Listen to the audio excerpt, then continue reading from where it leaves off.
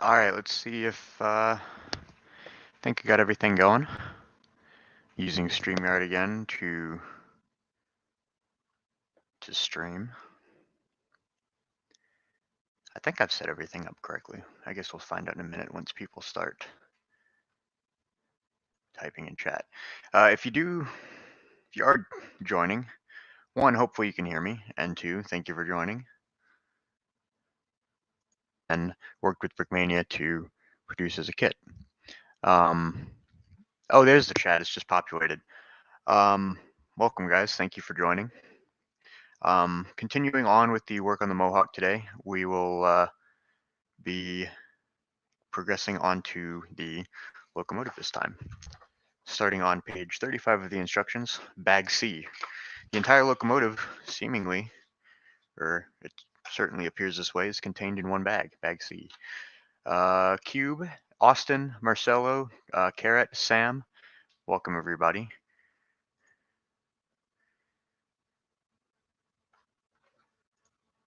Calvin is here as well.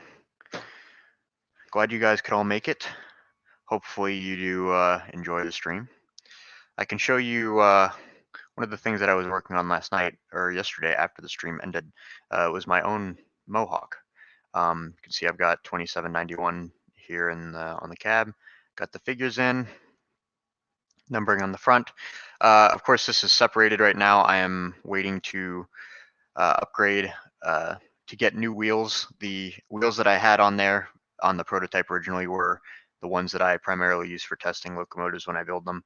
So I'm going to get new fresh wheels from Big Ben Bricks, and they should be just as good. So we'll go ahead and get started on bag C, which is the locomotive. Hope everyone's doing well today. Monday evening, it's about 5:30 where I'm at. But I understand that my viewership goes farther than the United States, and particularly the Eastern time zone.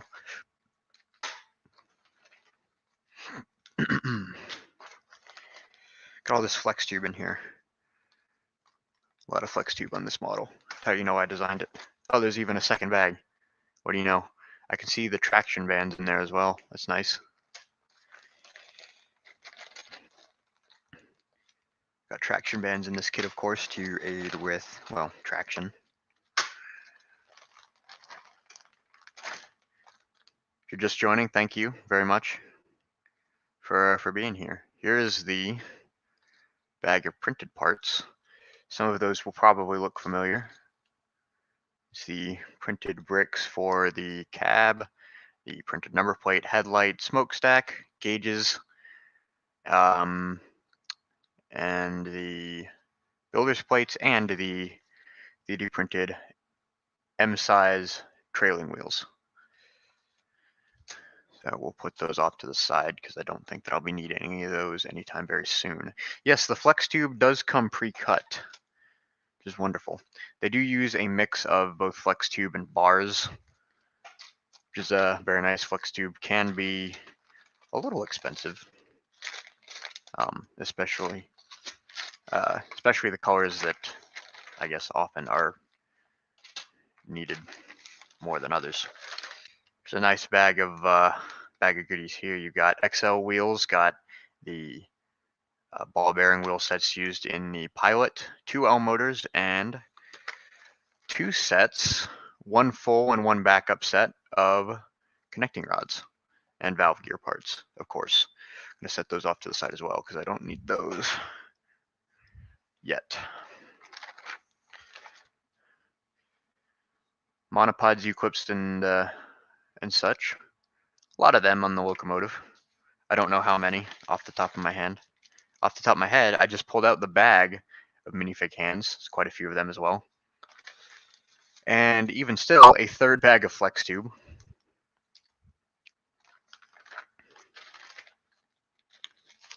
Quite a lot of flex tube in this kit, of course.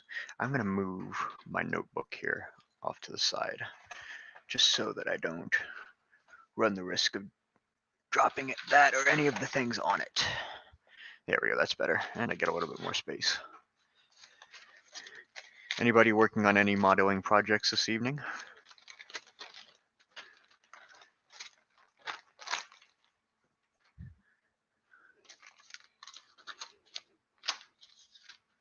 Let's see.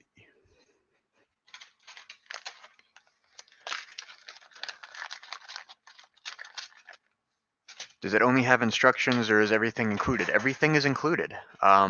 Everything that you need to build what you see on the box. So all of the parts, all of the electronics, the flex tube, custom parts, 3D printed parts, custom wheels, the custom battery, including the charger that comes with it, and even the remote. The only thing that it doesn't come with is track. It's the last item that you'd need to operate this thing right out of the box.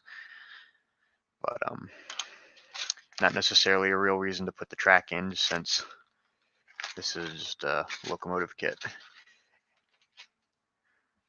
More or less aimed at people who have already got the track and got the rolling stock to put behind it and such. I think my chat is on my end is lagging, so I'm going to scroll up here a little bit. Owen, thank you for joining. Good to see you here. I have two of these now. The kit version, which is what I'm working on right now, which I will keep numbered 2743, and my own prototype version, which I have part of here, which I will have numbered 2791.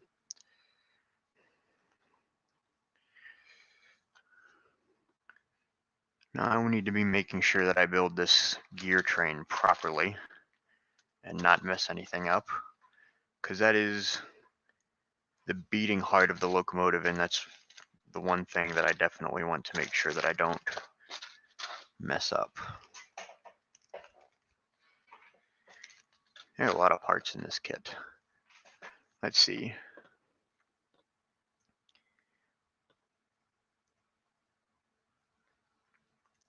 Is it possible to make a Lego Razor train? Well, so the thing about that, I have not played Half-Life, so I don't know what that is or what that looks like. I would assume you can, because it's Lego and you can make anything with Lego. Doing layout design in AutoCAD, that's an interesting choice of software for a layout design. I appreciate it though, being an engineer. I don't use AutoCAD very often. Well, I don't use it very often at all, but most of the, I know AutoCAD is a more two-dimensional based design program. I use more three-dimensional design programs. Still awesome though.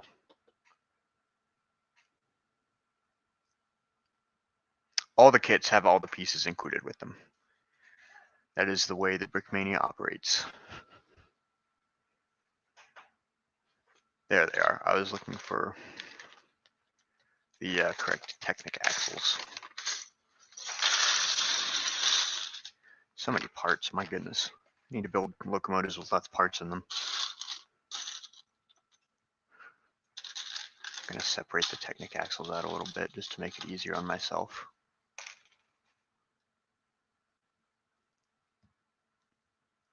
Austin's finishing up his B56 switcher. Sounds awesome.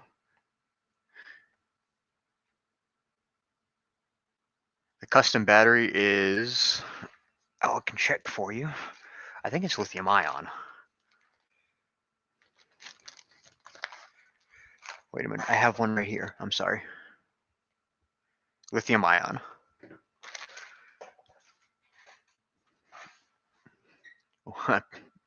Sam's here. What's up, nerd? Glad you could make it, Sam. Thanks for joining. I'm still not finding the correct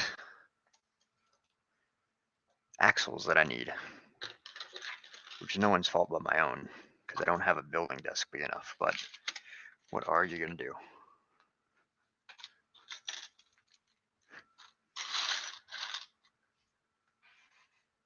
Can I do a Lego Razor Train? I could. I don't necessarily know if I want to, though. I'm primarily interested in modeling prototypically, or at least realistically. If I was into Half-Life, I'm sure I would maybe consider it a little bit more, but not my thing. I'll leave it for somebody else who has much more interest in it than I do. Looks like I'm going to need to spread these pieces out pretty darn far, because I still can't find what I'm looking for. It's a dark gray. I wonder if I turn this light on if it will help. Hopefully that's not annoying. It'll definitely help me in the building process.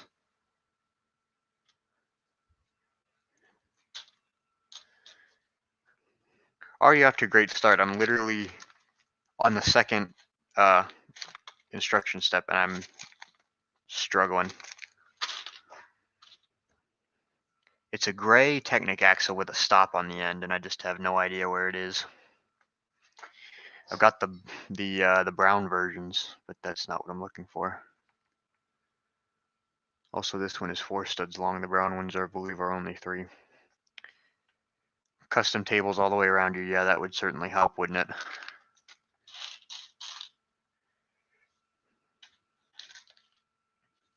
I'm looking through these bags and I'm just not even seeing anything that looks like what I need. Maybe I'm looking at it wrong.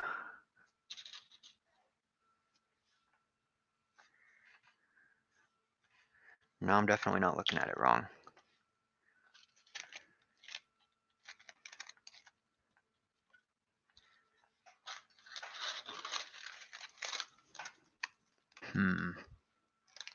I need Dwight's Mega Desk. That is a reference I do understand. A U-shaped desk all the way around me. Couldn't hurt. It'd take up a lot of room in my apartment, though.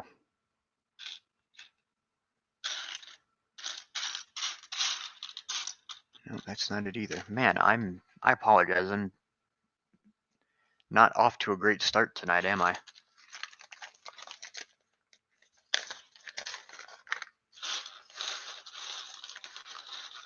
It's in the last bag that I had to open. It's right here. Getting somewhere now, and also the gear that I need. Excellent.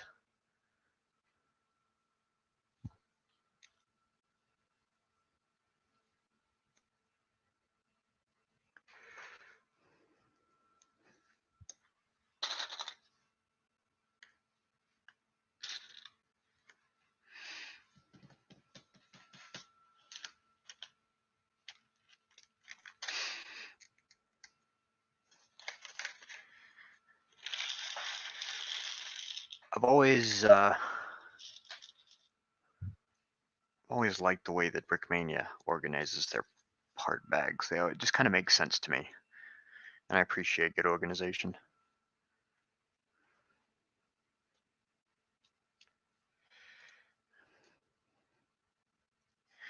There we go.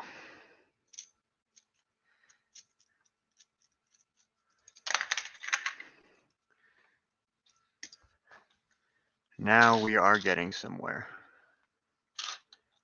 Got parts fitting together like they should be. As long as I can continue finding the parts that I need, all will be well. But that's the question, isn't it? Virtual, welcome back. Glad you can make it this evening.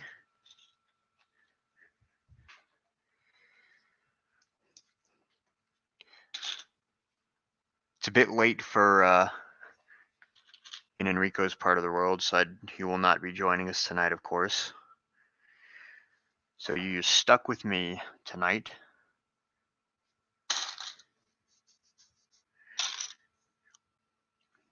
Tell you what, though, if I can't have more space, I could go with some extra eyes to look for the parts that I need.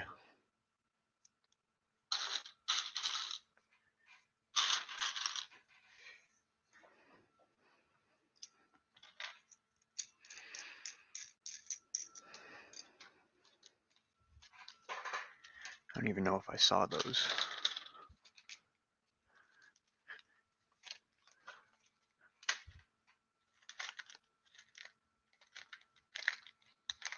Yep.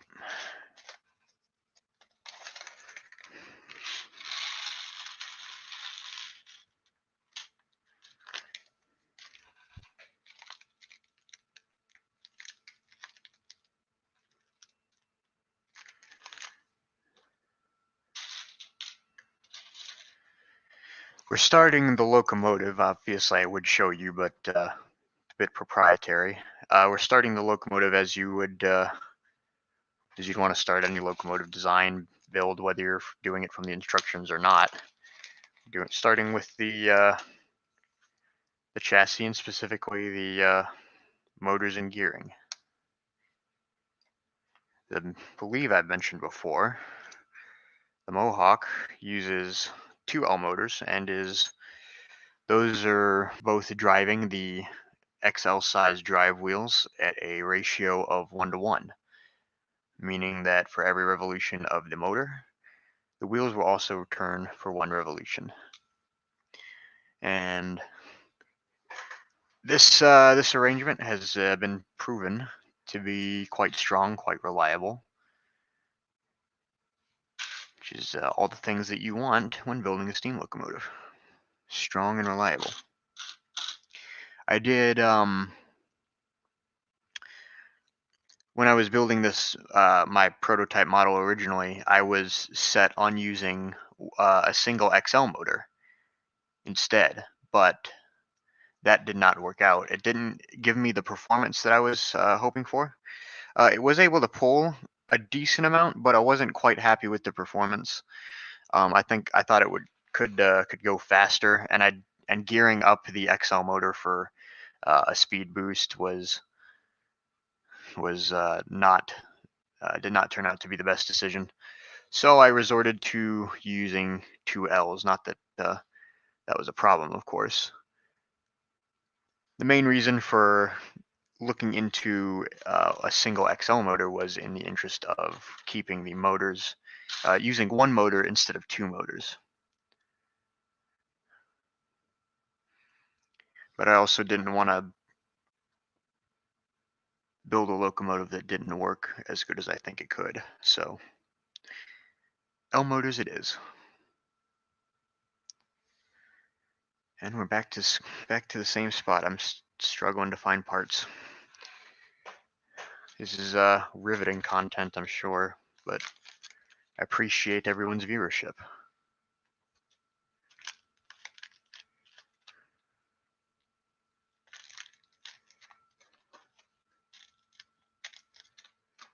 Not neither of those bags. Wonder if... I'll be back in just a moment.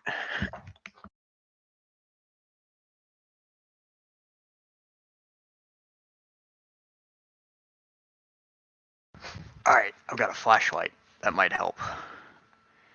I don't necessarily have all the lighting in the world where I'm at right now, which is regrettable. But there's only so much I can do about that in the apartment I'm in. So we'll make it work.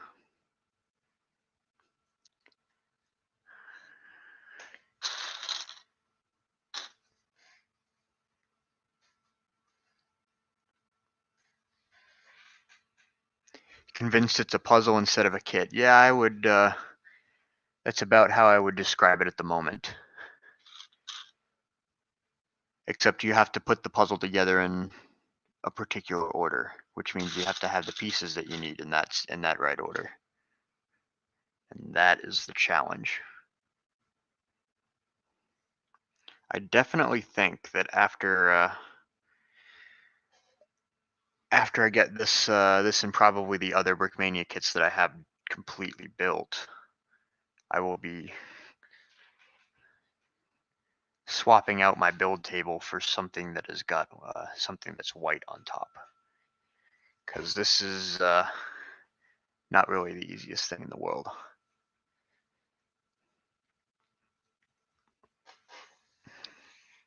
Yeah, Lego sets can get pretty complex as well. Especially the newer ones, they use a lot of really interesting techniques, and a lot of really cool stuff goes on in them. And they're certainly interesting to work with. Ah, piece I was looking for was under another piece. But we know it's there, and that's a good thing. You don't think anyone has asked this, but how is your day? My day is going pretty well. Thank you very much for asking. I completed work for the day, and took a little bit of a break to myself, and then now I'm live streaming for you folks. Appreciate you asking. I hope your day is going at least as good as mine, if not better.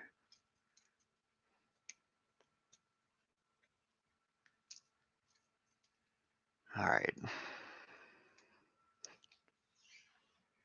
One of the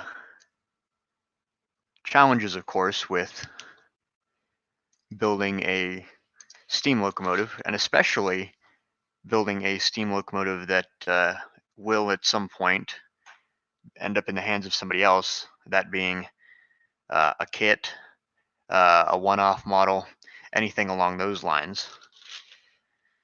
Perhaps the biggest challenge after achieving realism and accuracy and detail is, well, it should come before, but one of the biggest challenges is making sure that your locomotive operates properly. And as I talked about a little bit with the, as I talked about a little bit earlier, not only do you want to make sure that your locomotive gives you the performance characteristics that you're looking for, whatever that may be, but you also want to make sure that when you do have the locomotive all built and when it is running and thundering down your model railroad or around your floor or what have you, when it's all said and done, you don't want to find that the powertrain in your engine just dropped a gear. You don't want to be finding at that moment that the powertrain in your locomotive is not as robust as you were hoping. Which that has happened to me before. And that is a rough thing to have to deal with. Trust me, I know. Getting a locomotive to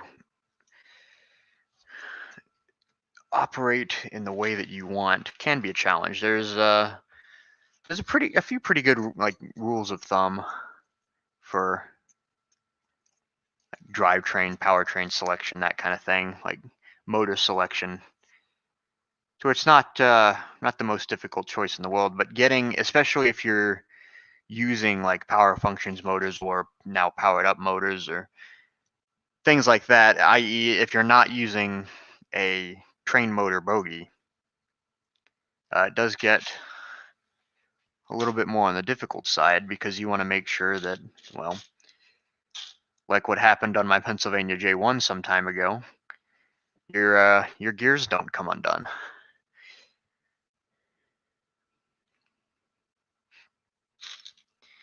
Because nobody wants that. And then you got this wonderful locomotive that just after about 8 minutes of running, not necessarily under a heavy load either, after about 8 minutes of running, just decides it doesn't want to move anymore.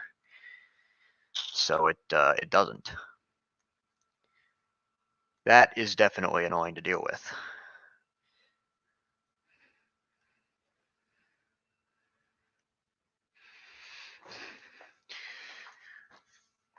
The flashlight does help because streaming at this time of day rather than 11 to 3 p.m. on Sundays, I lose the light coming in the windows behind my table here.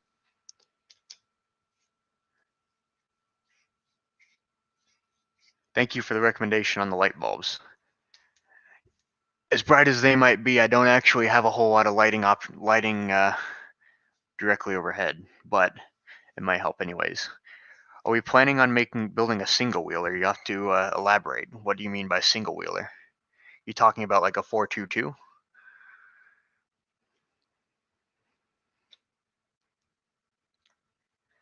Let's see.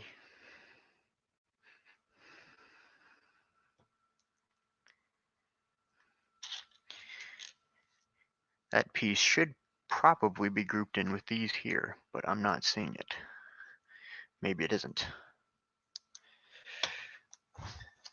Like I said, gonna have to spread out a little bit.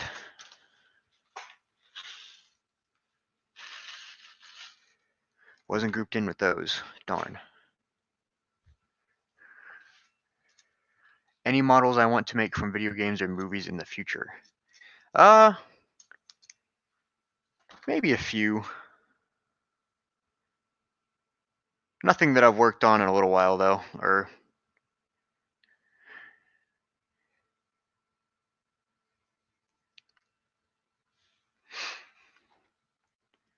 I find that usually trains in video games, trains that are used in video games are often never quite realistic, and that not like a buzzkill for me, but it's just kind of one of those things that I notice, and it kind of draws my attention away from the story or what's going on. Is usually trains in any video game or movie or what have you are in those video games, movies, etc., to serve as a plot device.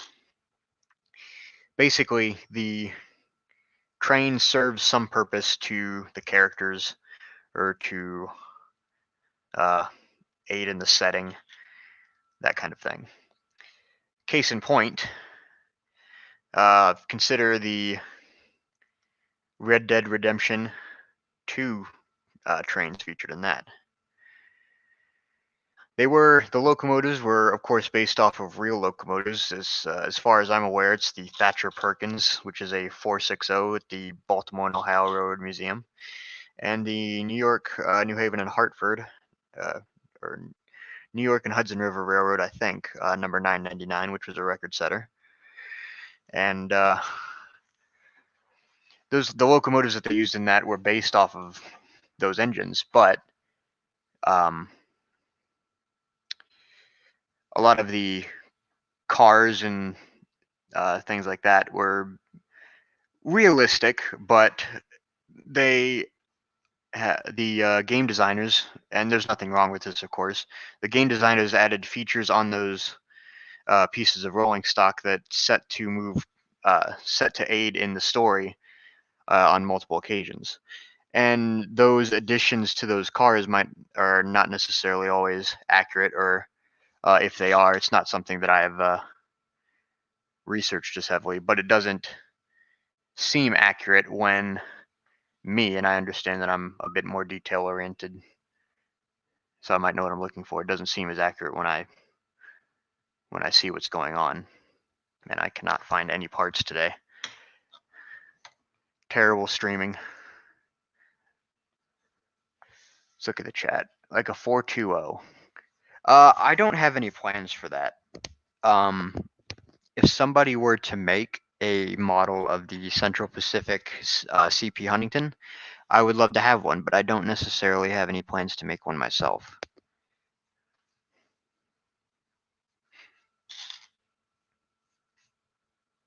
How did I get the 148 scale Sherman? When you go on the website, it says out of stock. I believe that the website is correct. They are out of stock. I ordered all of these kits some time ago when they were available, and only recently did they all get here. They were all sent to me in one box, and the Mohawk locomotive was the last one to be ready to be sent, so they were waiting until that was ready to go for them to send it to me. If you go on the website and are looking for any of the kits that I purchased, being the Mohawk boxcar, caboose, flat car, and Sherman, I think I checked earlier today, and they have only got some copies of the caboose and some copies of the flat car in stock. Now that's just online. Brickmania does have some retail locations that they could have a more complete selection of those items in stock. I don't know. I don't live close to any of those stores. And I'm still having all the trouble in the world finding these parts. I am sorry. Nickelman is here. Hello, welcome to the stream. I'm glad you could make it, and I hope you enjoy. You haven't missed very much. I've gotten to like the 9th step, and I'm working on the submodel contained in that step, and cannot find any parts that I need to do much of anything right now. All of the critical ones I'm missing. I'm not missing, I just can't see them.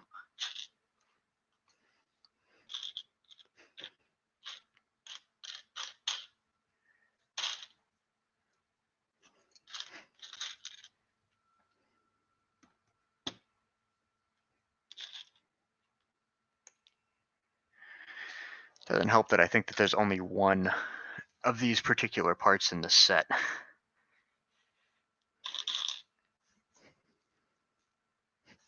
So I'm like looking for a needle in a haystack almost. The thing about that, I never understood that cliche though, because if you were smart, you just get a big magnet. You find the needle pretty quickly.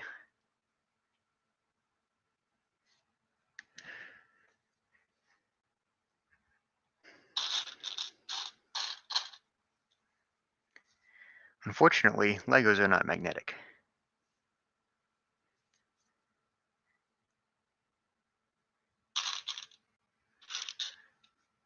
And I'm not sure that would help me solve the problem anyways. Not the problem I'm having.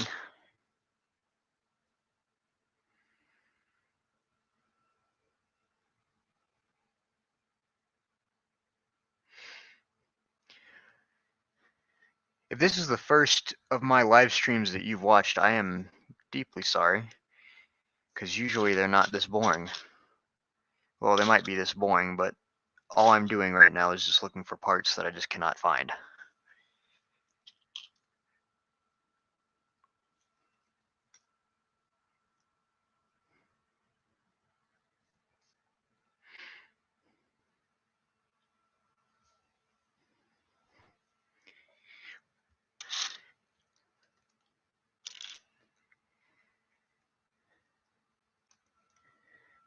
And if this is setting the tone for the rest of the evening, man, I don't know how well this is going to go.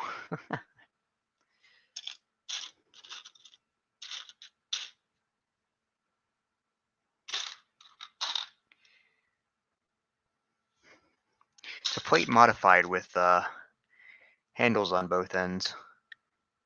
So it comes about to look like a 1x4 plate.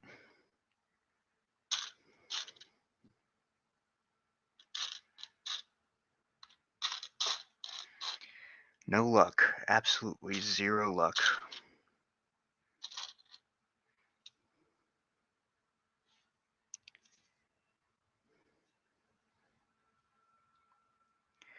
Well, while I'm searching for the part, any questions that you guys might have about, I guess, whatever, feel free to leave them in the chat, and I will be happy to answer them as I continue to search for the parts I'm looking for. I can't promise that I can answer every question or answer every question effectively, but I'd be happy to answer the ones that I can.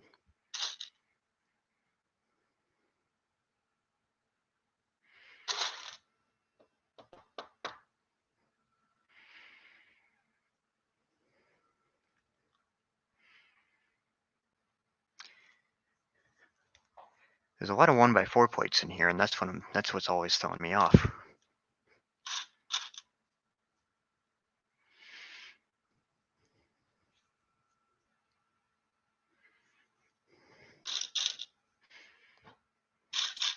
It's probably like stuck under a number of parts, and I'm never gonna find it unless I just sift through everything.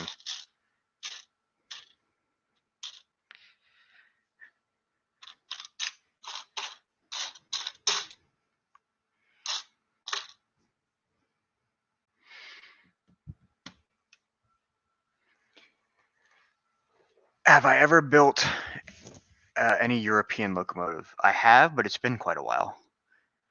I don't recall. Actually, I do. I think the last time that I worked on any European locomotive was last year, but it's not ready to be published yet, and I'm not sure that that time will be anytime soon. Sort of a passion project for me, but well, they all are, I guess, but what I mean like that is it's not something that I was planning to release for sale in any way.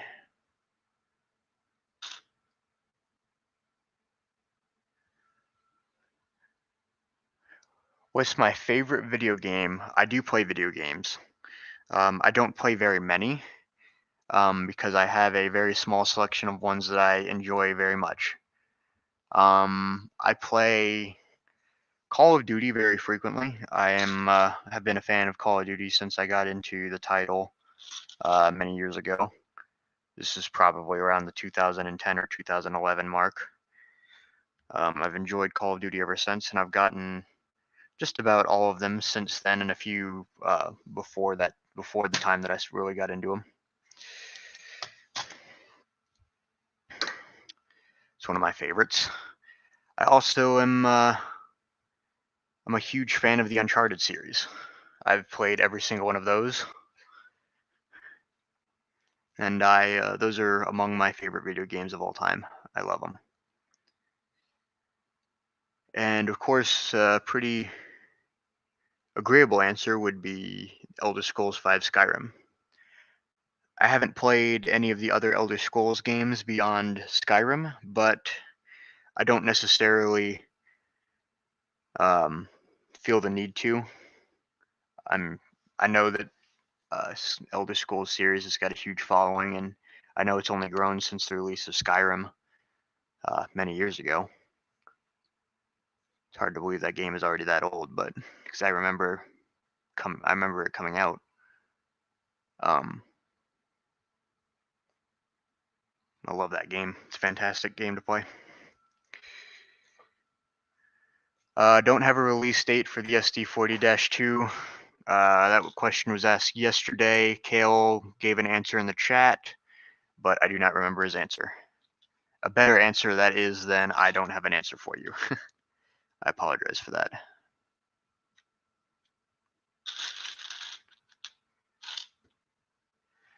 Wonder what the world record is for the longest it's taken anybody to find a Lego part, because I've got to have broken it by now. I'm still looking for that same part, by the way. I haven't assembled the part yet. I haven't found it. My goodness. How and when did I get into Lego? I guess I would say I've always been into Lego in some capacity. Like probably most other people my age, we had Lego. My brother and I, we had Lego that we were given like for Christmas and our birthdays and stuff like that, and we had kind of, we would build the sets and then just kind of take them apart and dump them into a common bucket of just a bunch of random parts and stuff like that. And that was what we did for a while. And then one day I kind of just started playing around with them. I didn't necessarily stop playing around with them. And of course, I had the 4561, I guess, Railway Express. I forget what the name of the set was, but I know it's the 4561. And that was my first Lego train that I got, and I've enjoyed that to no end. And I guess that's what would be my answer for that. Still can't find it, by the way.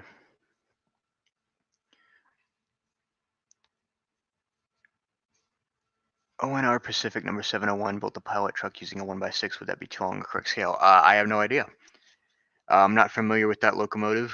My best answer would be to tell you to see if you can find out what the actual dimension was, and then scale down your dimension to whatever scale that you're using. If you're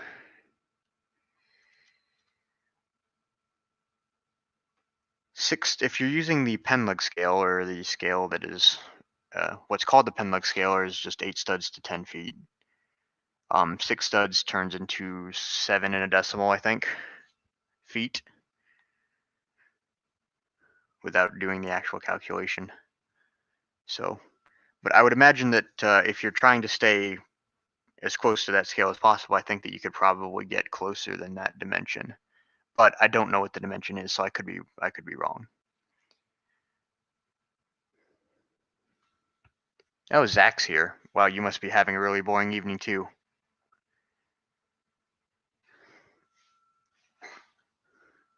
Zach, I've been looking for a single part. I've gotten onto like 9 steps, and then I haven't been able to find the part that I'm looking for. And it's really irritating.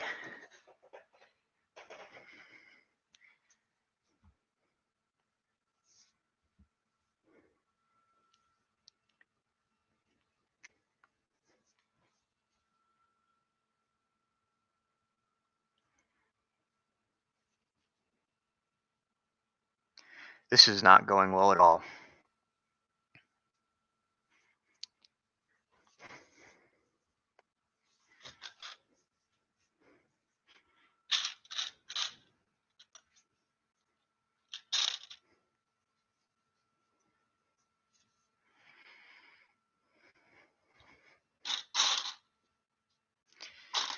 So I've kind of got the general layout of where different types of parts are, because I've got like regular plates over here, plate rounds and smaller multicolored plates here that aren't black,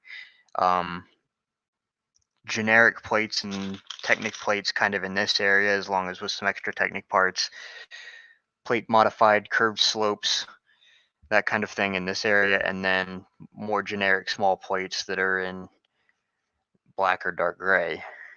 And I would think that it would be somewhere in this row here, but it's not.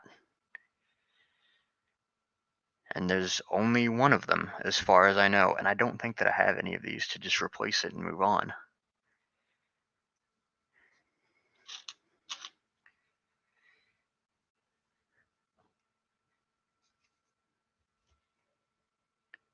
I hope you find it soon. I certainly hope I find it soon as well, because this has been irritating. I've been looking for it for like a long time.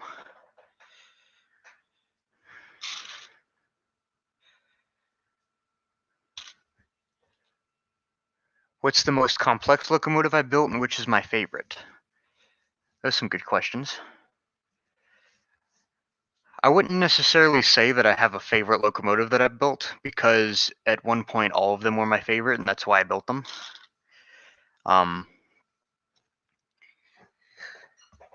At times I get really, I think a lot about a number of different locomotives, including ones that I built already and ones that I would like to build,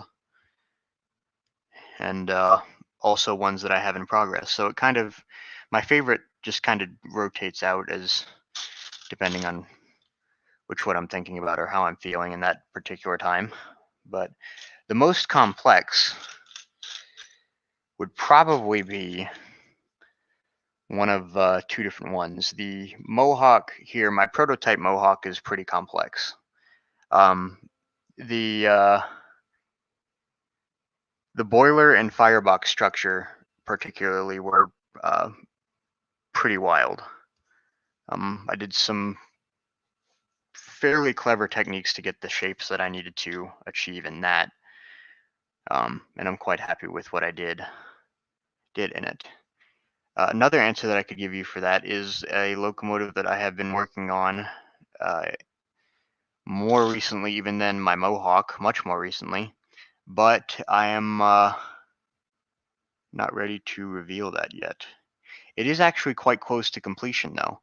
Over the weekend, I spent a good amount of time with my friend John, who goes by Strasburgo1 here on YouTube. I spent a good amount of time with him and Kale, and we were working through some of the last checklist items, if you will, for that locomotive that I've been working on. So I'm very close to having it done, and it will be, for a number of different reasons, it'll be pretty complex when it's complete. And it'll make more sense, obviously, when I'm able to, when I can post it.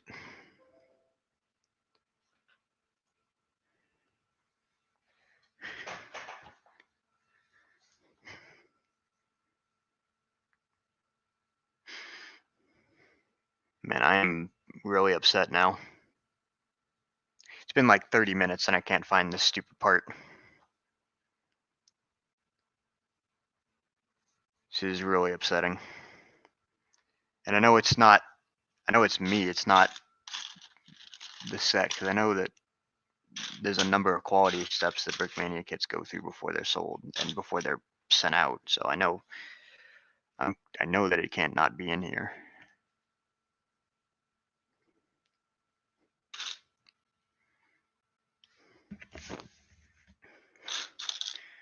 Oh boy.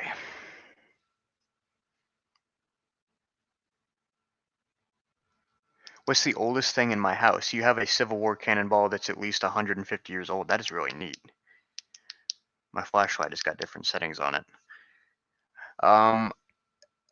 I have no idea. The oldest thing that I probably have in my house might be a genuine railroad lock or railroad switch lock.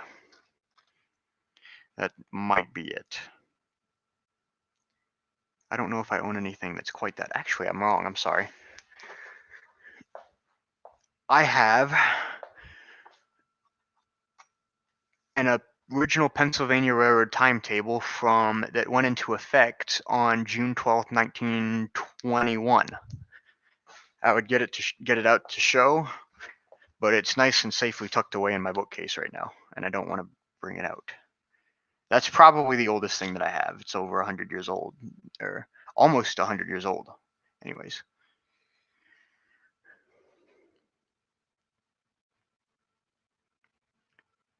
You're my 1,000th subscriber. Well, I have no way of verifying that, but congratulations if you are.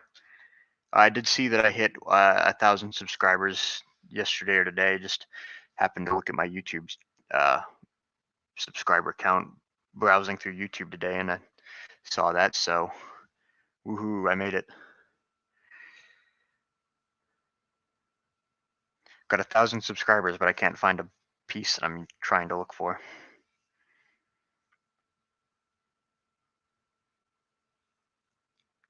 Oh, this is making me upset. I don't know.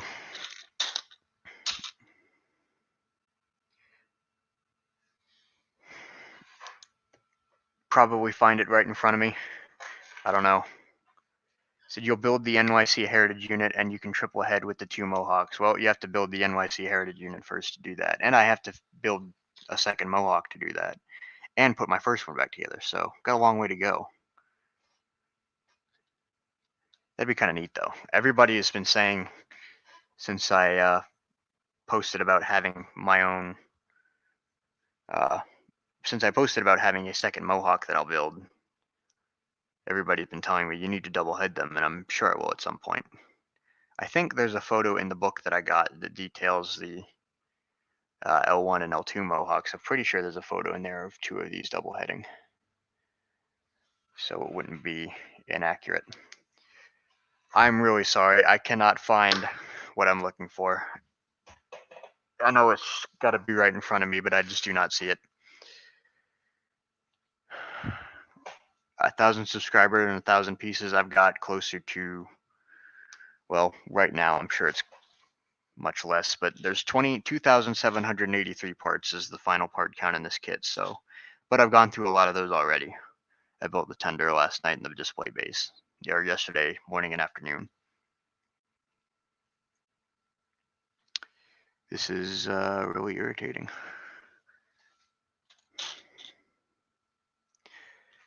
Oh man, I think that I'm going to see, just on the off chances if I have any of these things, just to replace this and keep being and continue on, just in the interest of not being boring anymore. But I'm not sure that if I do, and if I don't, I'll continue the stream, but it's just going to be probably not continue on for very long, and it probably will not feature very much building. I've got a number of parts set aside that I know I have in some quantities, and I can't remember if I ordered any of these or not at one time or another. Check the floor. I don't think it's down there. I'm very confident that I haven't slid any pieces off this table yet today. It does happen, of course, but just I don't think it's happened today.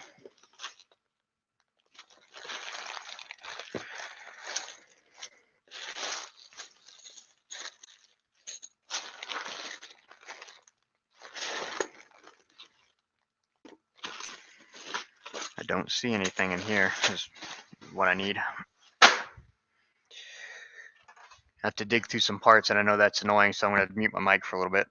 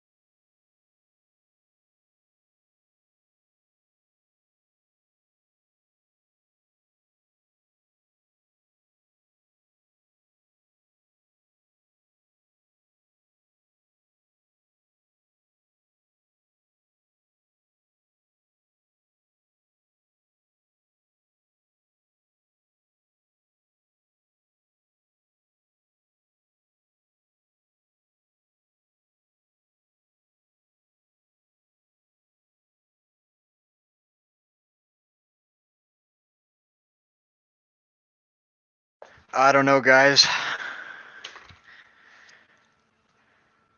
No luck. I know one thing that I don't do a very good job of is organizing my parts, but I have a very good idea of what's in each container that I keep.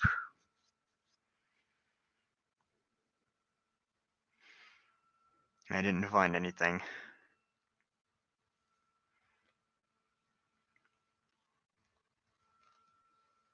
How likely am I to make something that's Toronto, Hamilton, and Buffalo?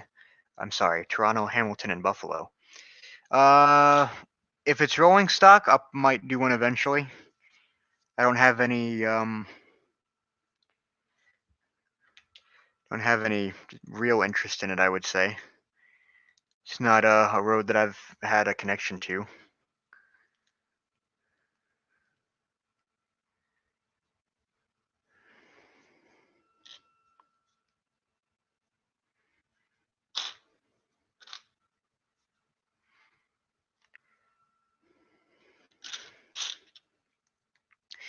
I think TH&B had some USRA double-sheet wood box cars, so I might build another one and slap some TH&B decals on it. Not sure though.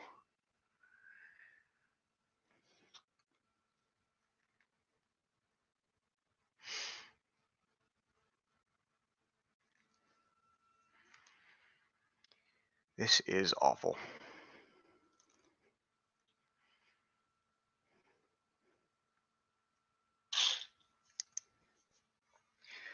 I'm not having any luck at all.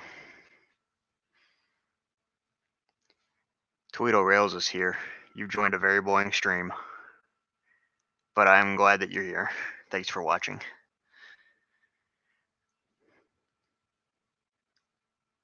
I didn't know that they had the XJ2s. Interesting.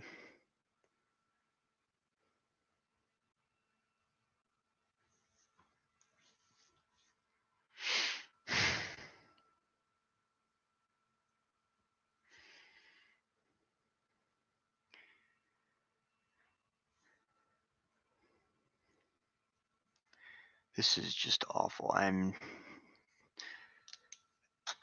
struggling so hard right now.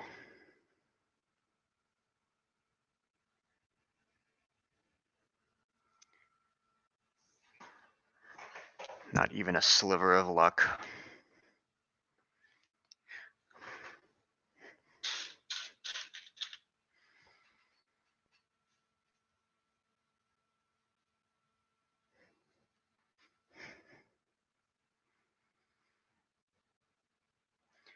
I thought that they had those box cars. I think I forget who it was. I think it might have been Rapido that has been doing the USRA single cheese NHO scale recently, and I think that's where I saw TH&B lettered for one.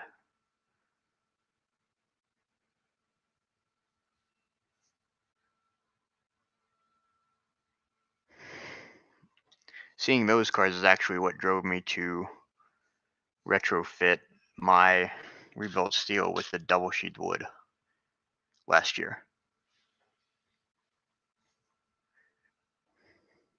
And of course I chose to letter it for New York Central to match the Mohawk.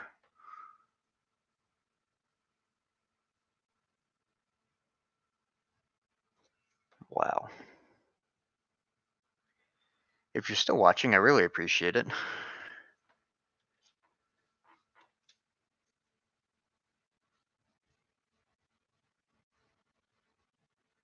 Usually got stuck in a plastic bag. Yeah, I made sure to empty out all of those out already, and I've got them sitting behind me to where I can see them, so I know that there aren't any parts in the bags still. But that doesn't necessarily help with what I'm help my case right now.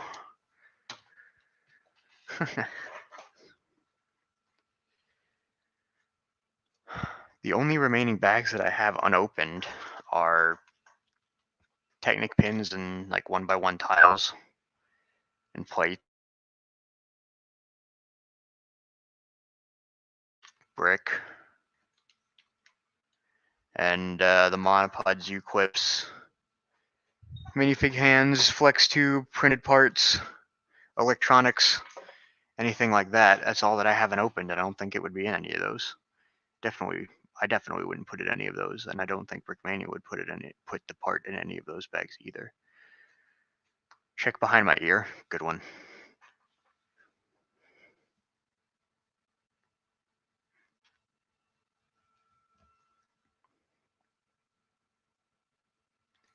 Grand Trunk had some nice engines. I could see myself maybe building a Grand Trunk locomotive someday, but it wouldn't be high on the list.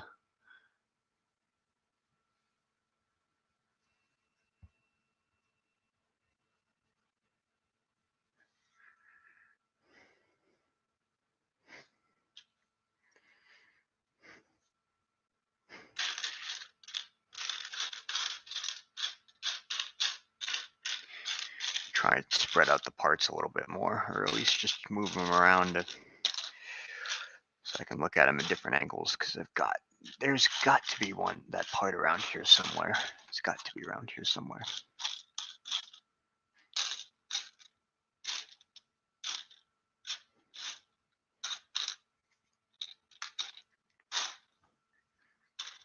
Mind you, I joined the Strasbourg Lego guys for a live stream the other week, and I made the joke that the sound of Lego being wrestled in like a plastic container is what my inner thoughts sound like.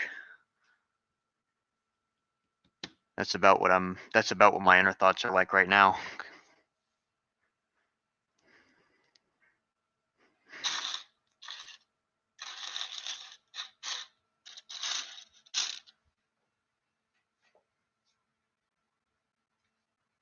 Check under the book. I did check under the book. It's not here. I poured all the parts around the book rather than setting the book down on top of them, because I hate finding things under the book like that. Do I plan on building any steam locomotives from the south? Well, I do plan to rebuild my Cotton Belt 442 someday. And there might be another locomotive or two that from the southern United States that I'll add to the list, or that I've already got on my list. But I definitely want to rebuild my Atlantic. Don't know when, but it's definitely on my list. And yeah, you're right. I definitely plan to build the Mohawk first. Definitely plan to complete the Mohawk first. I've already built one of them.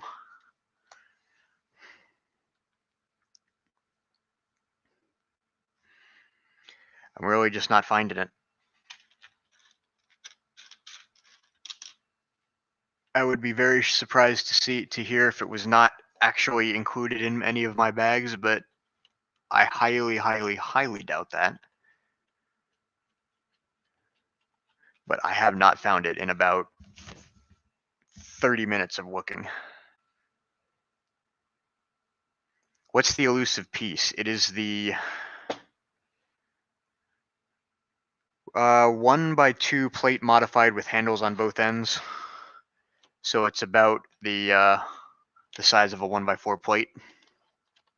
And I'm pretty sure that only one of those is used in this kit. And it's black amongst a bunch of other black parts on a black table.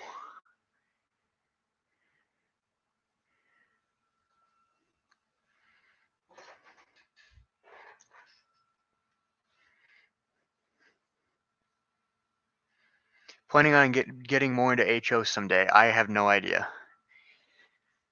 There are some HO locomotives that I would kind of like to have, but I don't have anywhere to operate HO locomotives right now.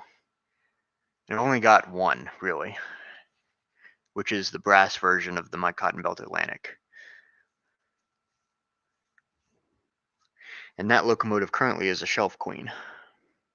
I need to find somebody that's willing to accept a basket case steam locomotive and rehabilitate it.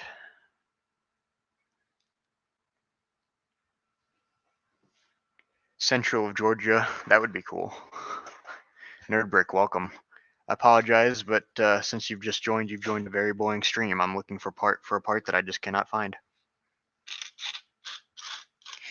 which is regrettably preventing me from making any progress on what I would like to be doing right now, which is building the locomotive on the Mohawk, or the engine part of the Mohawk.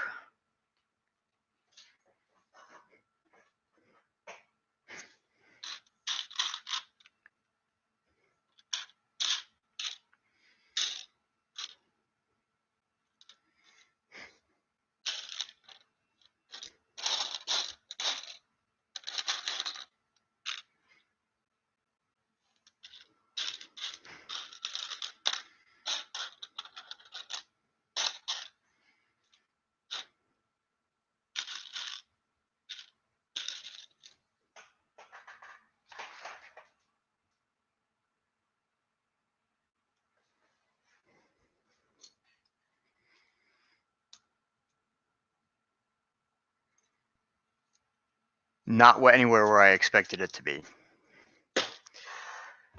Oh, I'm a dummy.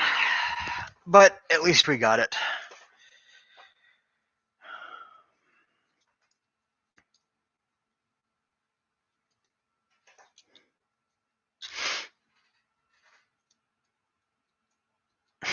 That was the dumbest thing I've ever done. I am definitely trading my my table out for a white one the next chance I get. Next time I'm in a Sam's Club, I'm going to leave with a new table.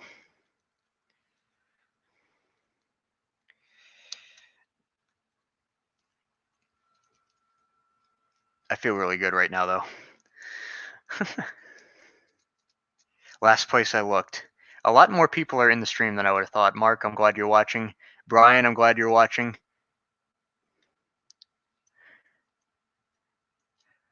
Brian, I'm pretty sure I remember your handle on that you go by. If I'm right, message me from your handle, and I want to, because I want to see if I'm correct. Zach's still here.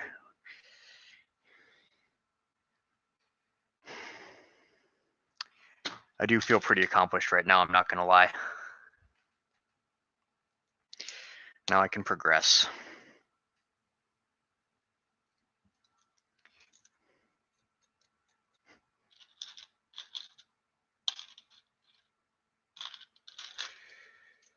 Oh man. Well, now I'm sure the stream is going to be much more interesting.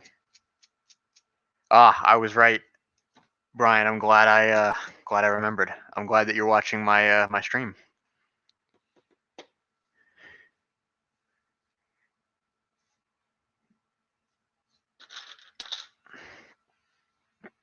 Six stud axle. There we go.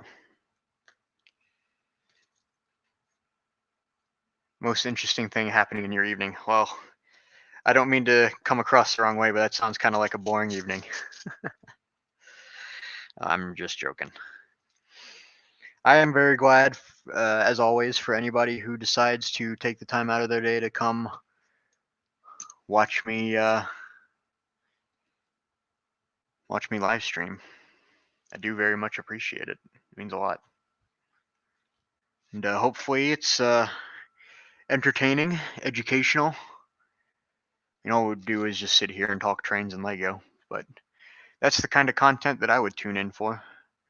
And I'm glad to see people agree with me in that regard.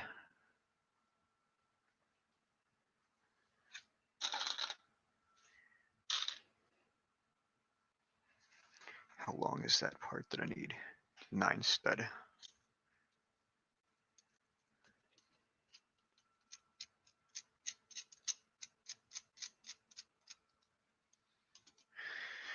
I was mentioning earlier, and I lost my train of thought, but I was mentioning earlier that the most important thing to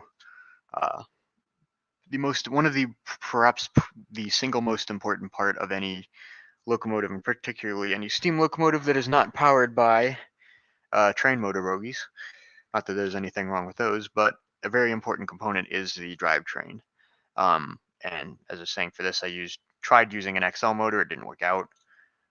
So instead, I have gone with what is essentially a lengthened or extended, expanded, insert adjective here, meaning I made it bigger,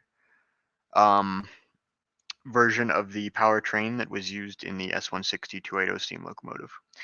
The S160 powertrain is something that Kale came up with initially, but has since been adapted to a number of my own locomotives, and I know Kale has used it in the ones that he's built more recently. It's a very, very robust and structurally sound design, designed such that any gears that are contained in that system will not back out. The motors won't back out. You'll either break the motors or lose traction before you break any of the components apart in that assembly. So it's a wonderful, wonderful design. I'm very grateful that Kale has allowed me to use it as much as I have.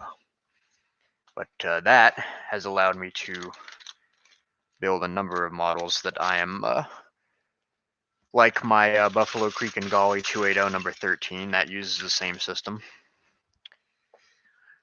things like that. And this is really just an expanded version of that. It's a little bit taller, so the motors sit up a little bit higher from the frame.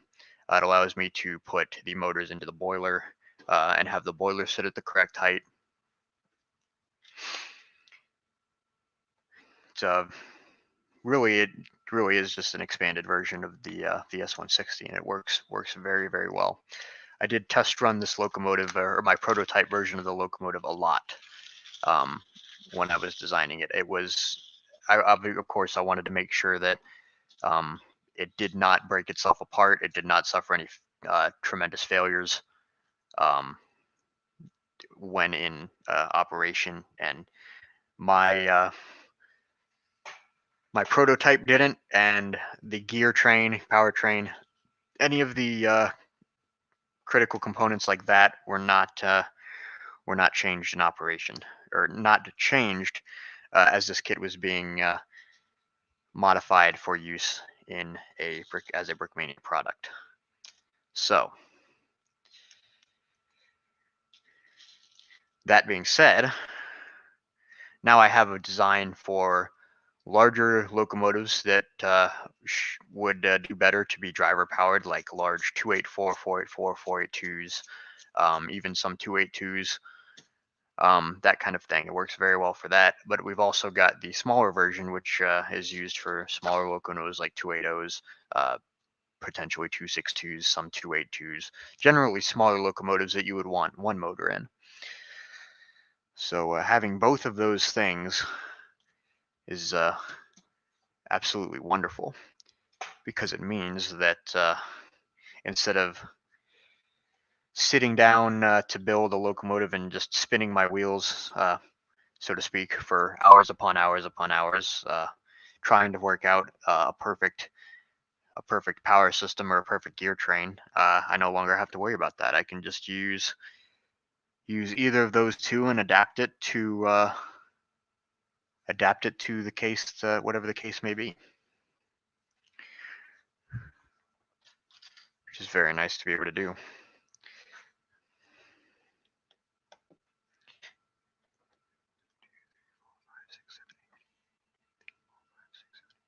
Make sure I don't use the wrong length plates. Get back into the chat here. After a day in the diesel shop, it'll do all right. What kind of diesel? Toledo Rails restored a brass 040. Doesn't go wrong with that.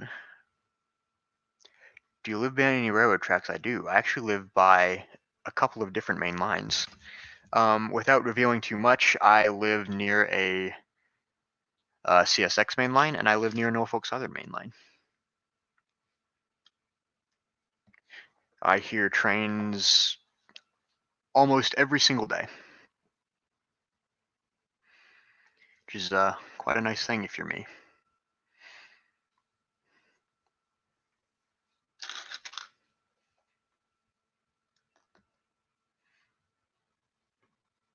You have a steam train whistle. That's very nice. What kind of whistle is it?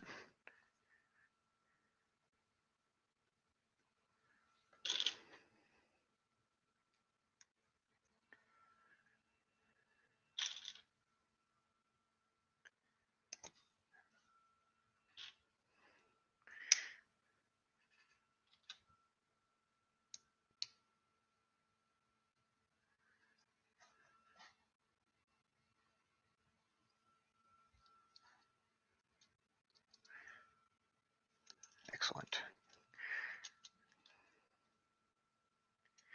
Putting some of the frames on now, or other parts of the frame on.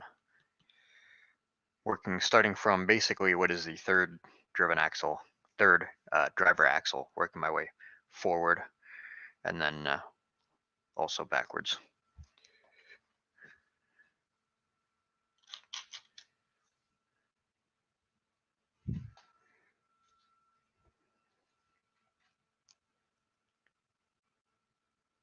Wow. Virtual train stuff actually works on real diesel locomotives. That is awesome.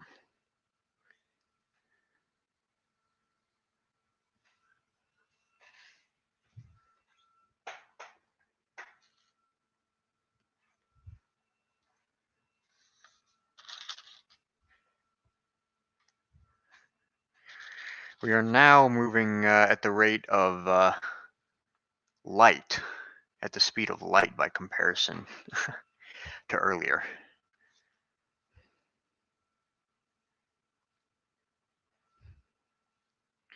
Need to make sure that I don't falter. Got to get this done. Not that I'm rushing it. Or I may seem like I'm rushing it.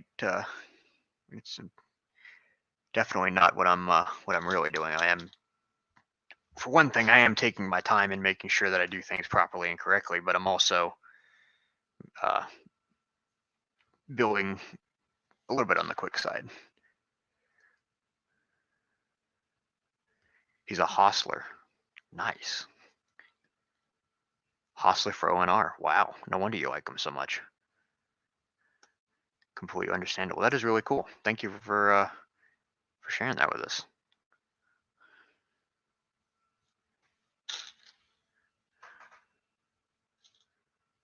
Should have guessed that. I guess I should have too.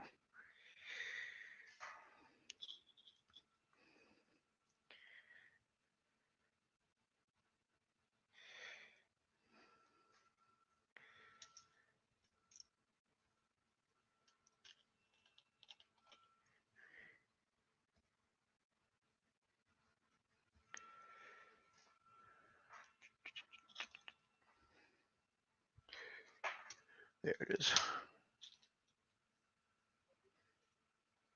Gotta plug in my headset. I use a wireless headset primarily designed for gaming. I've had it for several years now, and the battery is not what it used to be. You're absolutely welcome for the interest. It's a really cool thing.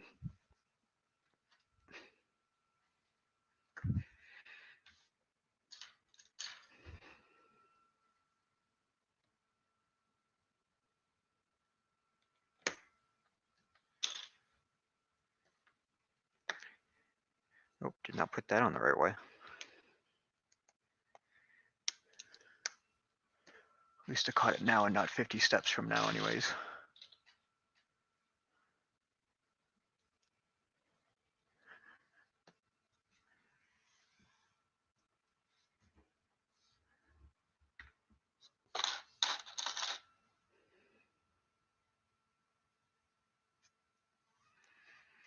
Now I'm looking for a part that I've seen multiple times before, but now that I am looking for it, of course I can't find it. I'm sure there's a name for that phenomenon when you can only find something when you're not looking for it. When you start looking for it, it's nowhere to be found. I don't know what it's called. If somebody knows, feel free to let me know. I'd be happy to learn.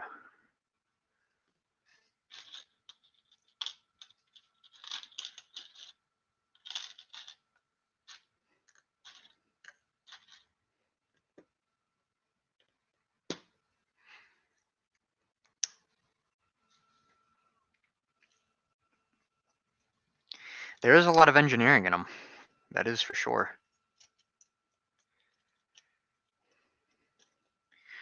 It's gotten so bad, honestly, that I've even worked to do my best to model details on the frame of a locomotive that serve no purpose other than representing the prototype just a little bit closer. I am a bit of a detail nut if you haven't been able to figure that out already. All right, what is it? After about an hour and 15 minutes, I'm finally turning a page. That's miserable. Make sure I didn't miss anything. Doesn't look like I did. Excellent. Put that part off to the side for now and move on to the next part.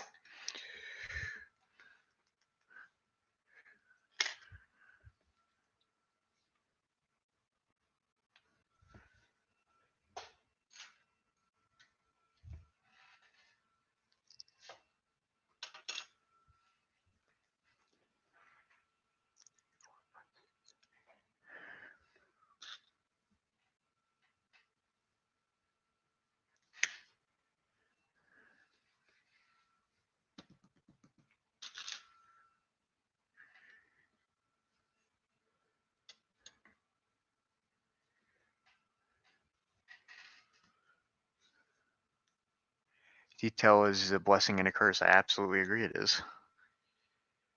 Because I spend a lot of time obsessing over such tiny things that make such a tiny difference overall. But those are things that I feel are necessary to stress over.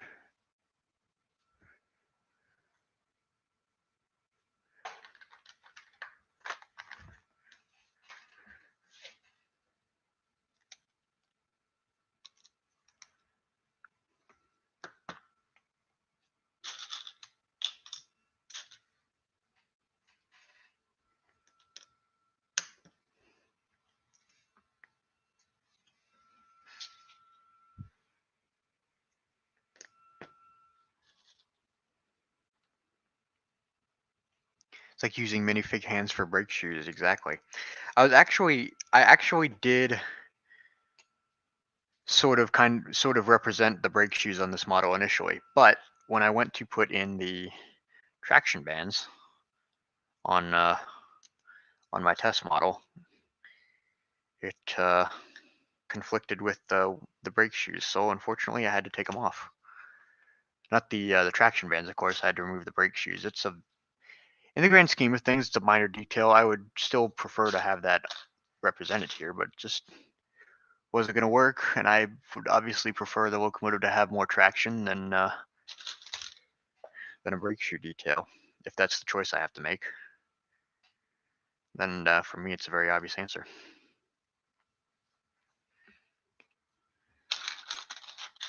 I don't at all enjoy building locomotives that don't work.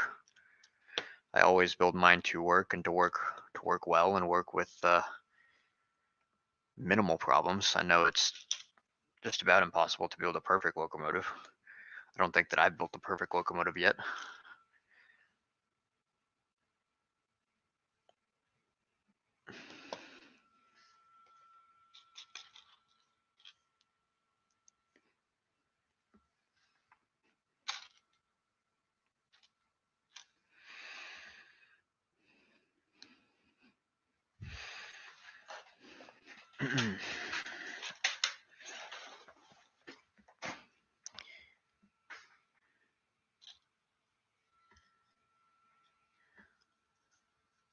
Final products are foam worthy. I'm not gonna lie, I do foam over my own models sometimes.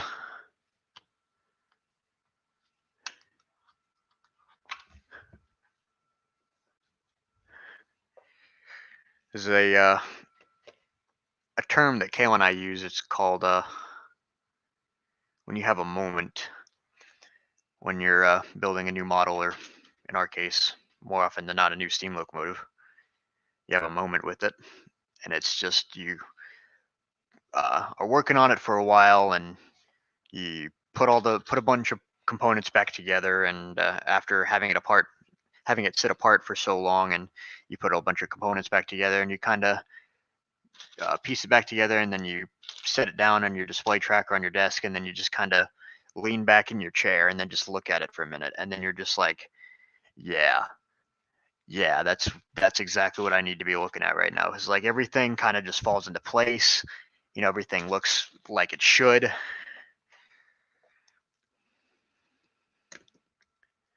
And all of a sudden you become really happy with what you're working on, which that's an important thing.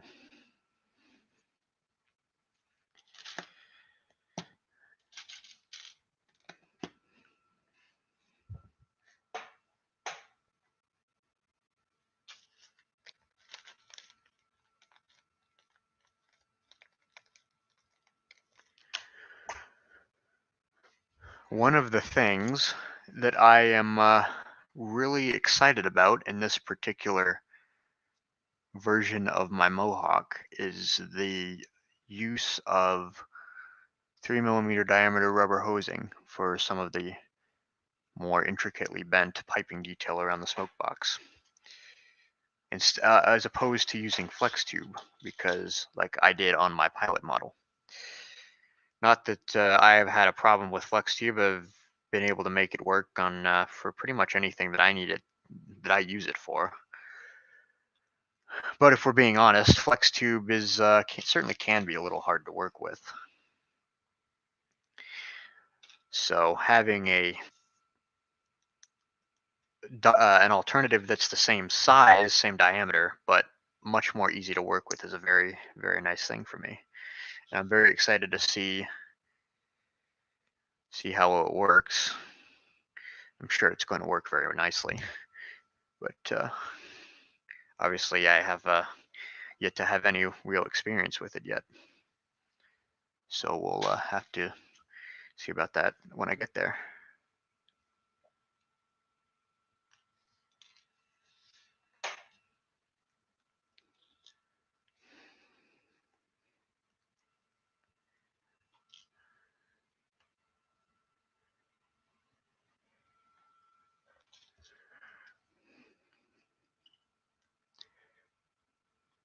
Those who have had to make the instructions are probably happy. I know that Dan put a lot of work into getting this the way that it should be, and I'm extremely grateful for the help that he's given me in doing so. It was a lot of a very large amount of custom work to go into doing this, and a lot of work that is a little bit like blazing new trails, if you will, is for Brickmania at least. I mean, Brickmania is, of course, a leader in quality military models, and have had some experience with trains on the more recent side. Of course, we worked to do the S160 locomotive with them back in late 2018. But this is certainly a step up and a step out from the S160. Much larger, much different, a good bit more complicated.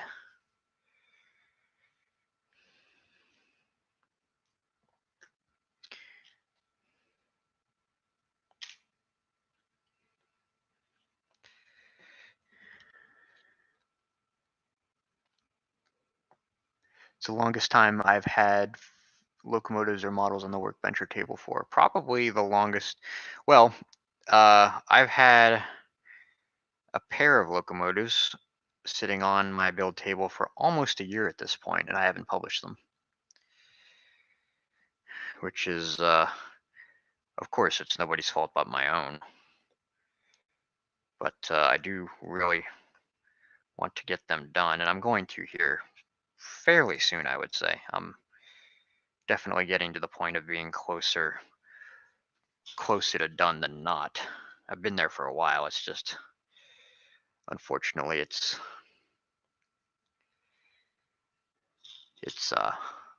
sometimes it takes a lot longer to complete the projects than you're hoping for.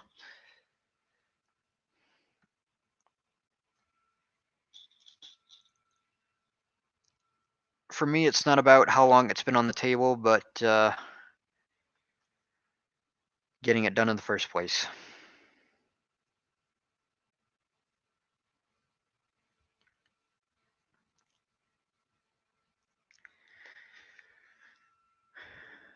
There we go. Working now on the pilot assemblies, and specifically the air compressor and the base of these steps that kind of go around them, and as well as, at least in a little bit, the front compressor guards.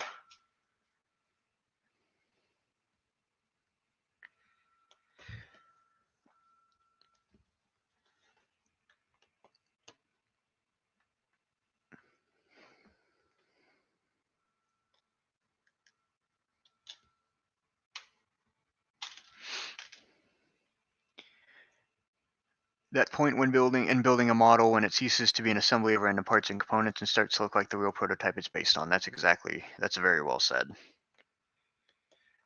It's exactly what I would say it is.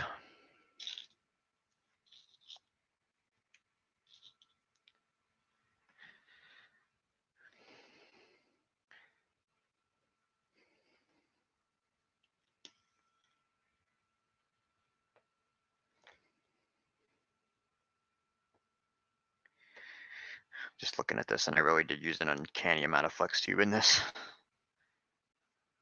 in this model.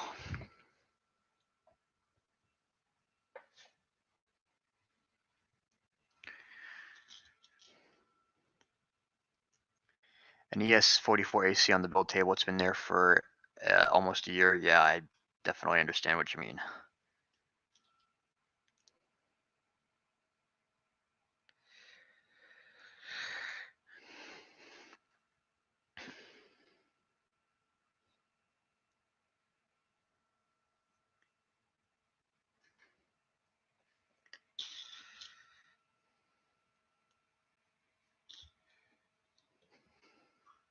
Usually happens after hours of work and frustration, often right up before you give up, complete when disgust. I've been there.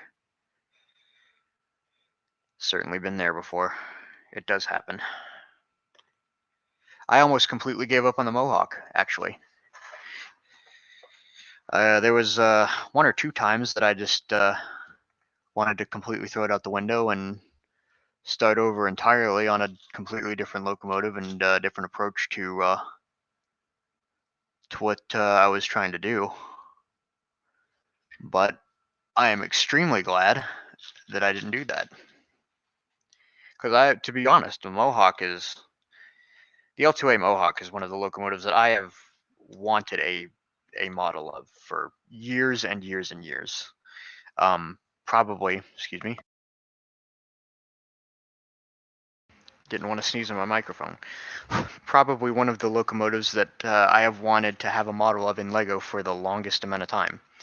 And I would not even consider this to be my my one true all-time favorite locomotive. I love it very much, and I think it's a wonderful locomotive. But it's even for not being my favorite, this is probably one that I've wanted to have a model of the longest. And I'm glad that I finally do. I'm glad that even more so, I'm glad that I'm going to have two of them.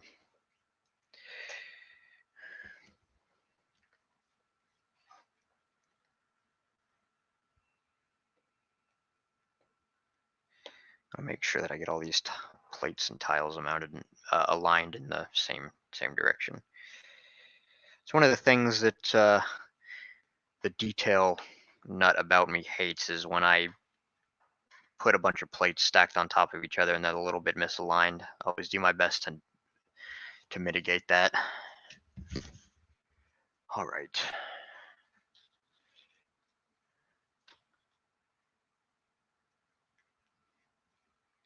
Brian, that's exactly it.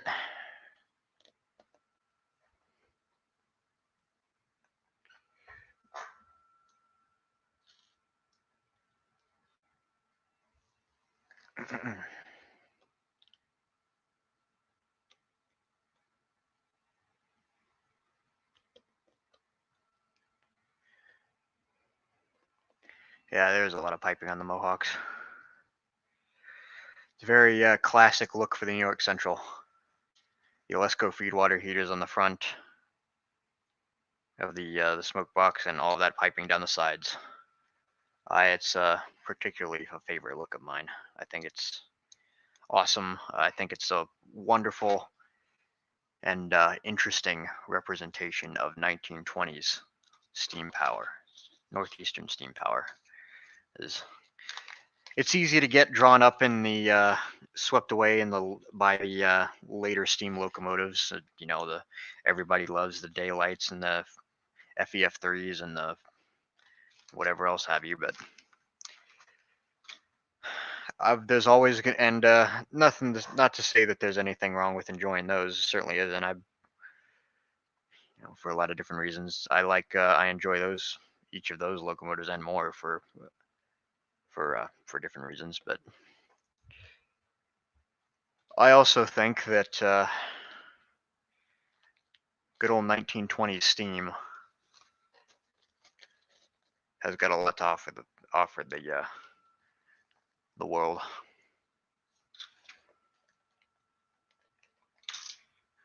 Making sure I pull out the right length of flex tube here. Gets particularly challenging when there's half lengths, like 7.5 studs, that kind of thing.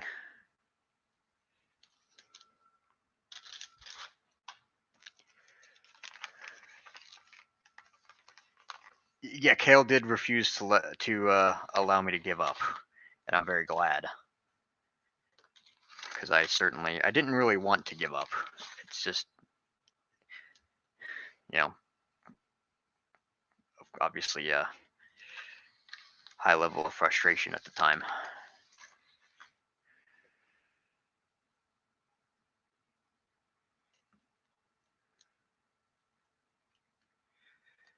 Trying to look for a 7.5 stud piece of flex tube. Found it. Excellent. Thankfully, I didn't have to dig through that entire bag for it.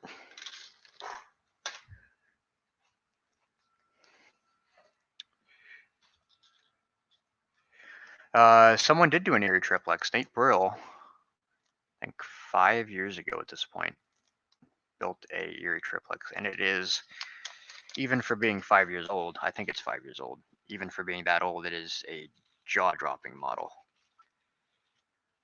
I would consider that to be one of my favorite models of any steam locomotive modeled in Lego of all time. It's a good one.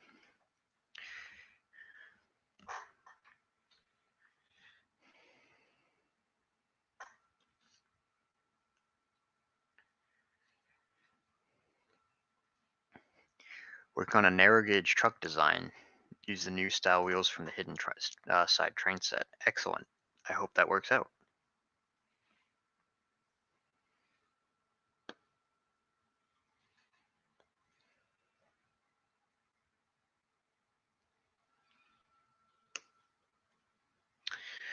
There we go.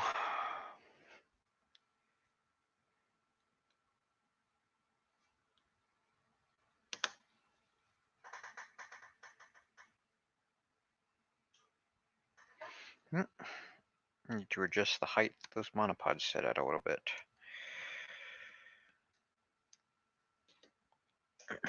Easy to do.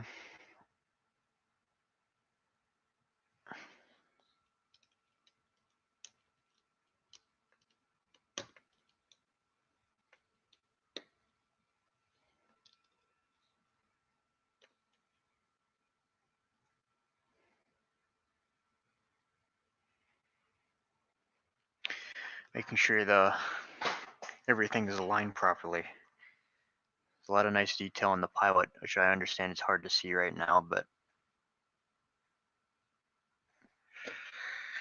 I need better lighting. Can model the correct number of panels on your steel caboose. That is amazing. I know that feeling. I know that feeling very well, and I'm glad that you were able to do so.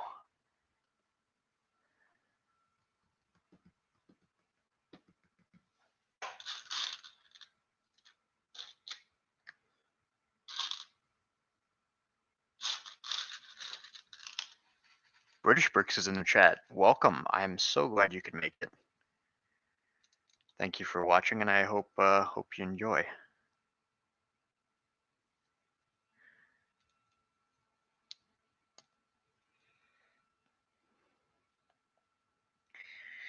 If you're not familiar with the work of British Bricks down here in the chat,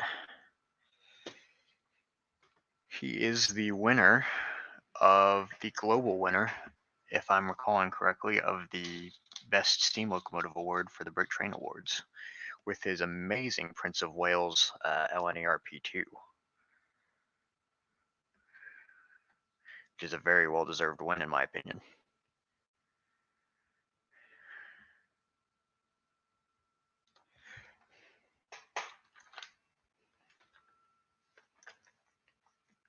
Monopods or U-clips are saving grace for detail. I love them. I love them too.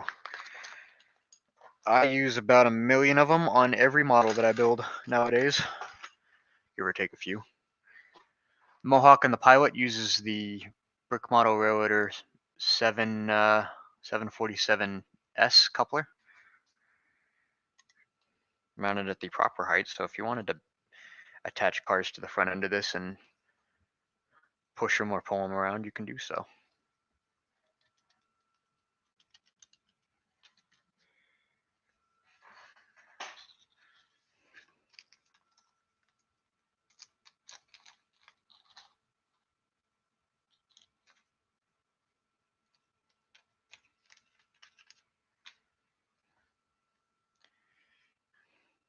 This is looking very, very familiar to me. It's like almost like I've built this before. I'm installing the last remaining details on the coupler cut bar, and as well as the front air hose connections. Well, almost the last remaining detail on the air hose. I do need to put some flex tube on, but the instructions call for me to do that in a little bit, so I'm not going to do that right now. Follow the instructions, of course. Brian, I'm very glad you could make it out to the stream. I very much appreciate your viewership, and hope you can make it out for another one sometime. Take care.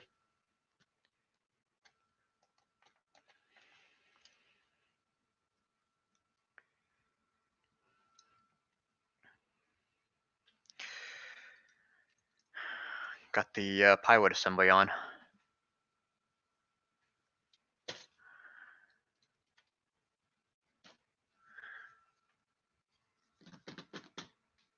On to the next page.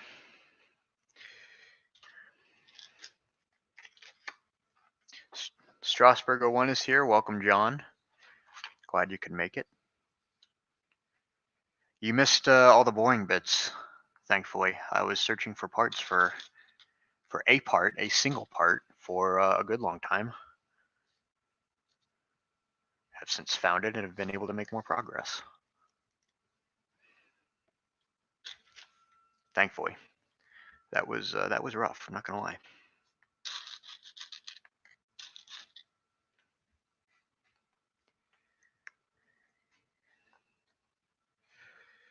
Now I'm working on the mounting assembly for the rear trailing truck.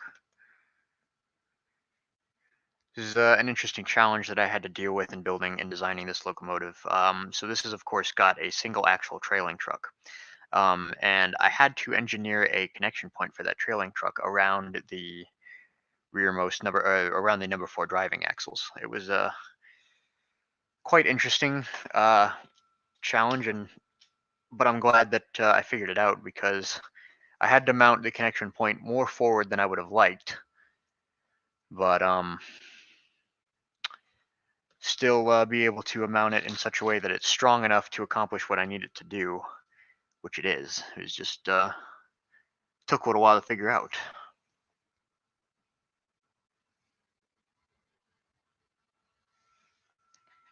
Ryan, welcome to the stream. Thank you for joining us, and I hope you enjoy.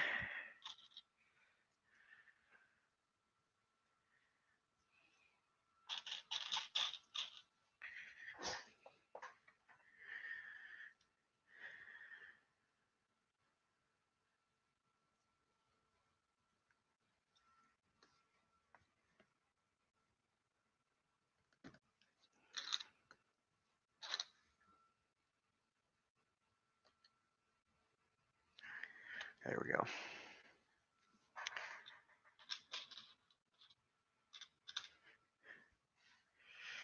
You love the locomotive? Thank you very much. Glad to hear that. I might be biased, but I would say I have to agree with you. I love it too.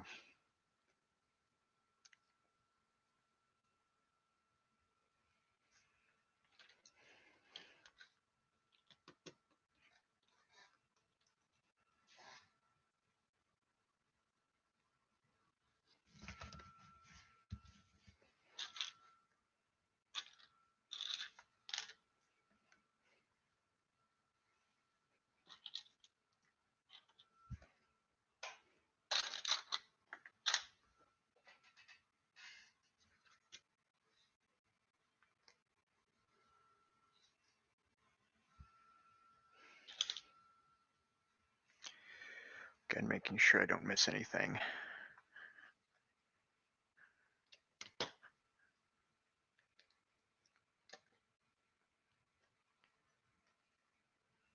Brickmania is too overpriced in their products. I have to disagree with you there.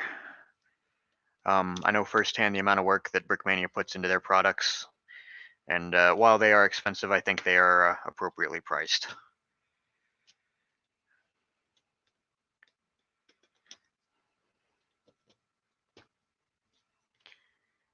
It's a lot of time, effort, manpower,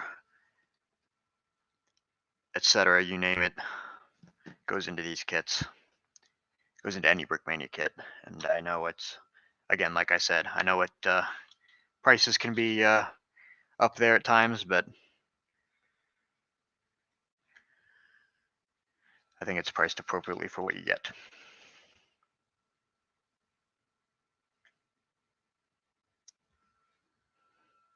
I do appreciate where you're coming from, though. I honestly do. If it were up, if I had the opportunity to, I would buy a lot more Brickmania kits than I already do, and I don't buy all that many. I know that probably does not seem like an accurate statement coming from me at this point in time, but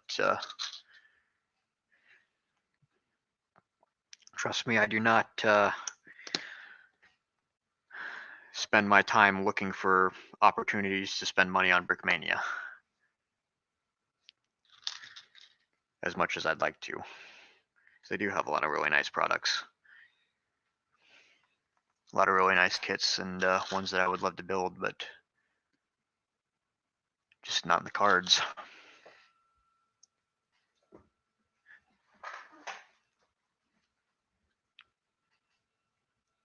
Driving wheels in dark orange or reddish brown. I don't think that they do. What wheel size would be appropriate for 7 foot? 7 foot is 72 inches.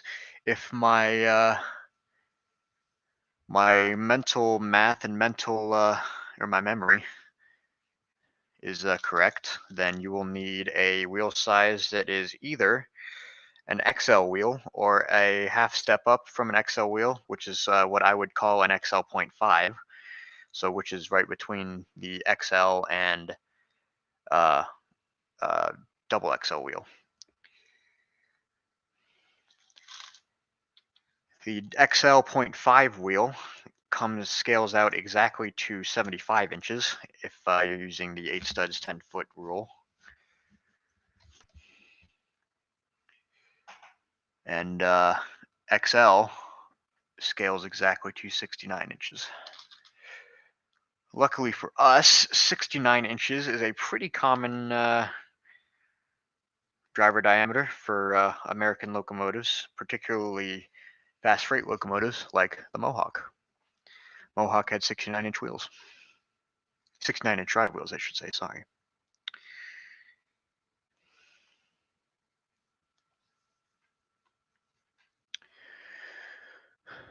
Does the price per piece affect their pricing? I don't have a good answer for you there. I have no involvement with any of the pricing of Brickmania kits.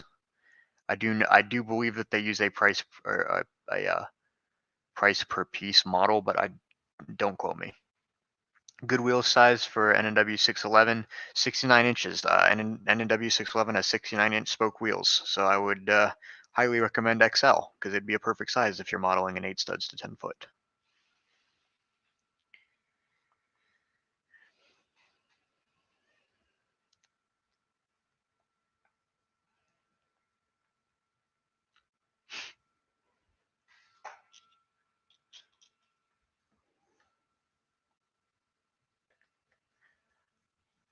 I have no experience with that Berkshire kit. I cannot make a comment there.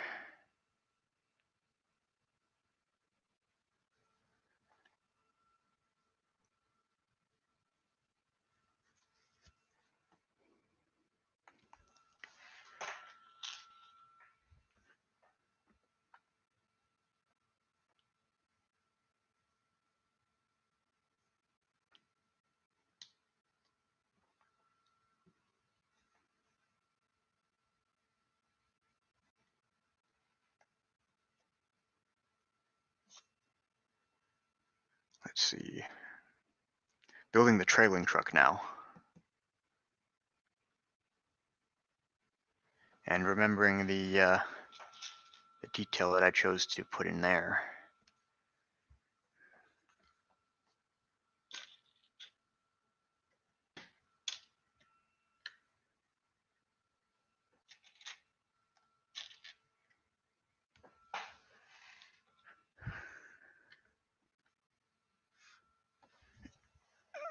gathering up a bunch of parts. There's many parts in this step. Okay, cool. Now I'm in set.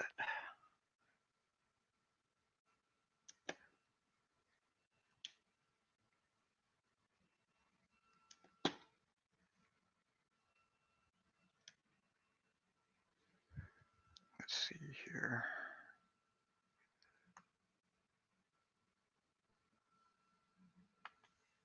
Oh, wait a minute. I think I've done. I've missed something. Gotta go back.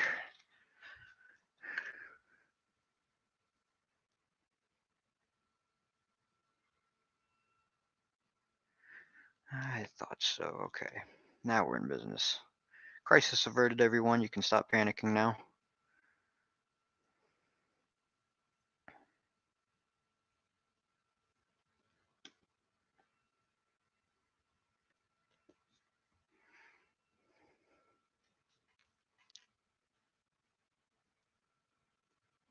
I do my own painting when I do a painted tire on a drive wheel. I have used Sharpie paint pens with much success. I just dropped a part and I don't know where it went. Not in the folds of my shirt. Oh, here it is. Yeah, what I do there is just obviously remove the wheel from the locomotive, and I have a small jig basically, which just allows me to put the wheel flat but not on the table, and then I just kind of hold the paint pen steady and spin the wheel around. A little bit time consuming, a little bit requires some patience, of course, but the results are worth it.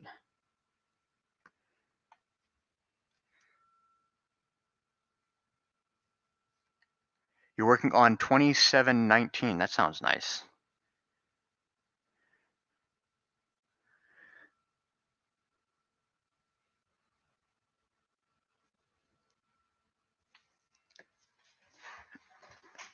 How long has it been since I built my prototype? Oh, it's been quite a while.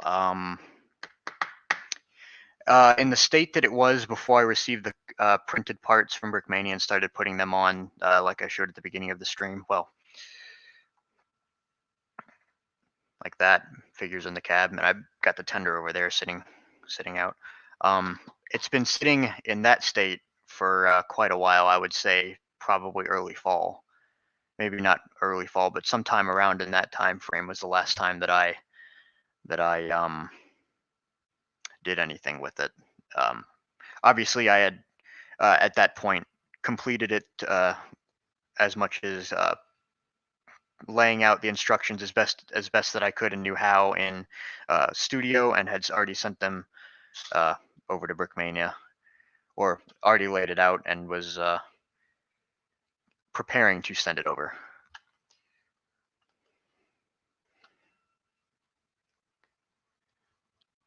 So I'm just trying to make sure that I don't miss any parts here. Definitely don't want to do the trailing truck any injustice, because I know that I put a good amount of effort into packing the detail into that. I'm quite happy with it. The L2As, most if not all of them, at some point in their life featured a booster truck, which is a set of cylinders attached to the rear trailing axle that drove the rear trailing axle, and when the engineer was starting the train under a considerable load. Booster engines were not intended to be used out on the main line during normal operations, but they certainly helped get the train going. And a lot of locomotives that have or have had boosters on them will list the tractive effort separately, or tractive effort will have them listed twice, one without the booster cut in and one with. It does make that big of a difference. Such a difference that I happen to know that the Lake Superior and Isfaming number 33, a sister engine, of course, to the what's known now as the Western Maryland Scenic number 734, that engine, with the booster cut in, is more powerful than a nickel plate 284. it's quite a difference if you ask me.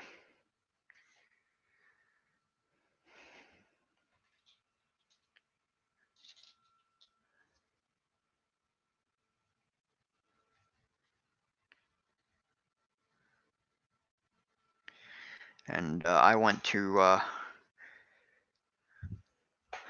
lengths to model as much as I could of the booster engine on my Mohawk.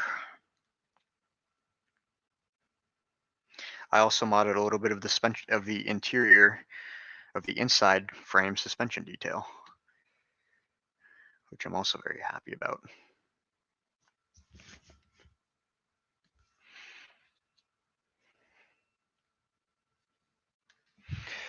It's time for me to put on the custom printed M-size trailing wheels. Here they are. They look fantastic.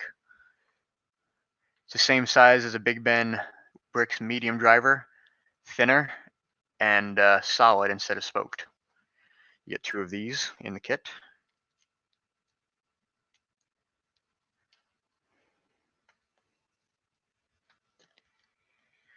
And of course they are 3D printed rather than injection molded.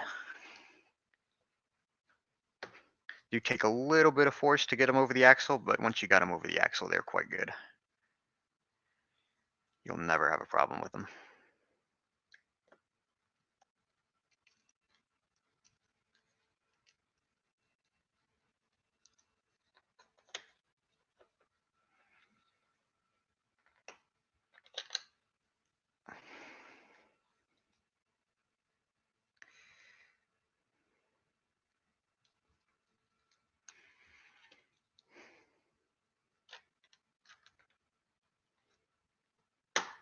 There we go. Now we should be very nicely set.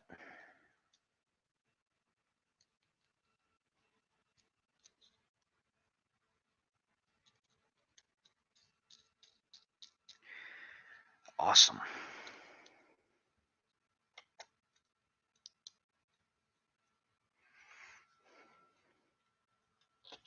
Union Railroad's 010-2s had gasoline booster engines on the front tender truck. I knew that they had boosters.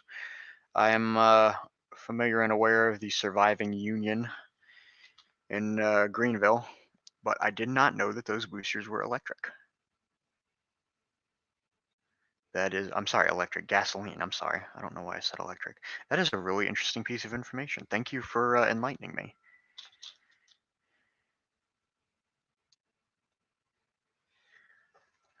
I'm happy to know that fact. Did I at one point build a B&O EM1? I did not. I have built one articulated locomotive in my entire life, but that was a bootleg copy of the Union Pacific Big Boy, excuse me, bootleg copy of the Union Pacific Big Boy model that was originally developed by Jason Steinhurst. And I have since long since dismantled that.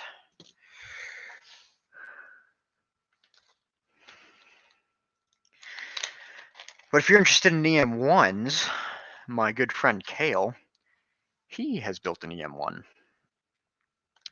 It's been some time from now, and it's I don't think it's one that he keeps around, but he did build one.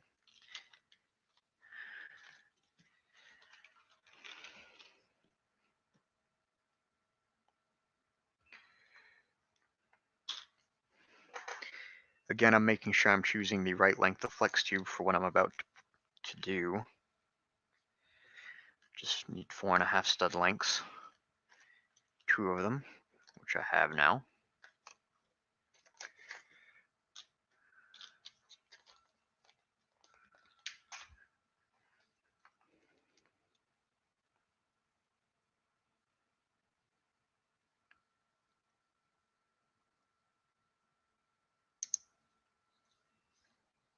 I'd like to go and visit the Union in Greenville someday. That'd be kind of neat. It's a very unique locomotive.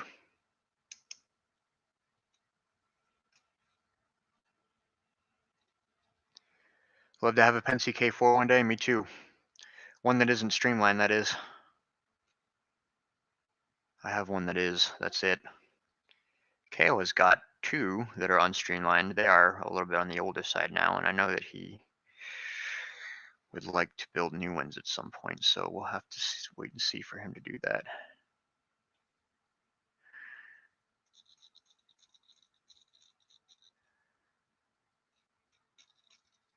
Excellent. Building now the side frames, which actually kind of go on as one piece. Not that that matters really. They're connected at the front, and they connect to the central part of the trolling truck at the front and the back in efforts to add rigidity.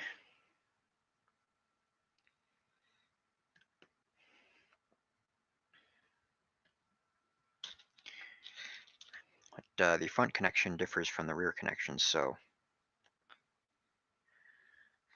guess that's why this part is assembled in a slightly different manner.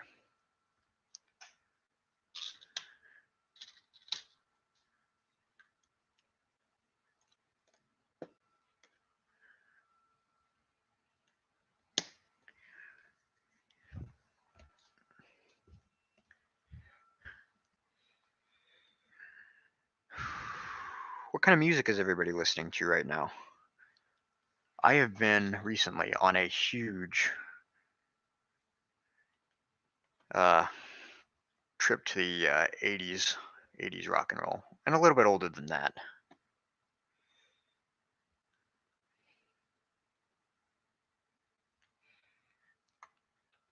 I'm particularly enjoying Van Halen recently.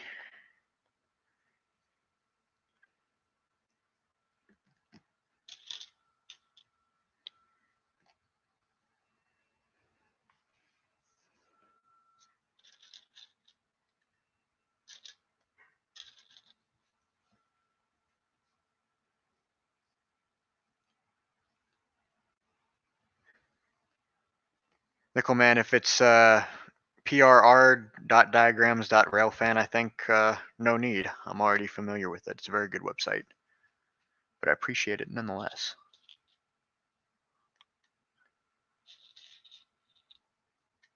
Pennsylvania Railroad diagrams are incredibly easy to find, which is a wonderful thing. If you're a guy like me, or if you're, I guess, a scratch builder. I would say, if I was in traditional scale model railroading, I'm not sure if I would be a scratch builder. Oh, I'm not sure. Not a problem I have to think about right now.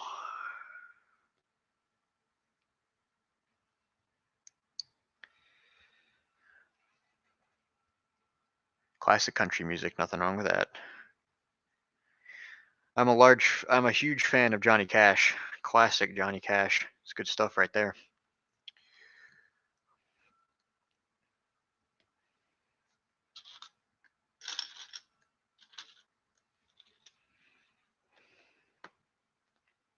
'68 to '76, Elvis and Queen. Can't go wrong with that. Great answers.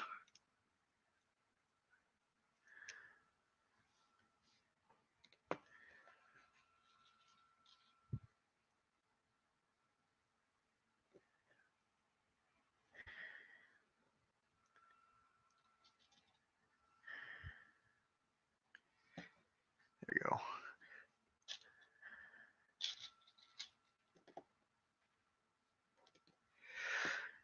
Nearly got the trailing truck done. A few more parts, and we'll be there.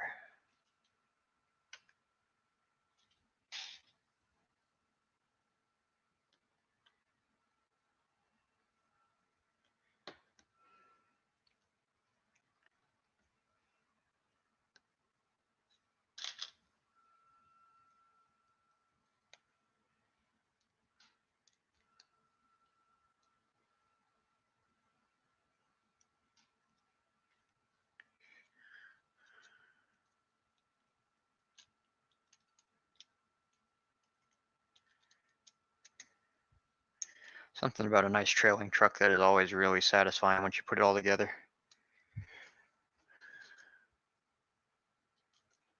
Except for I forgot the journal housings.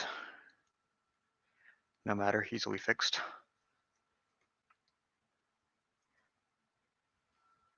No worries if you suddenly leave, I understand. There's your trailing truck.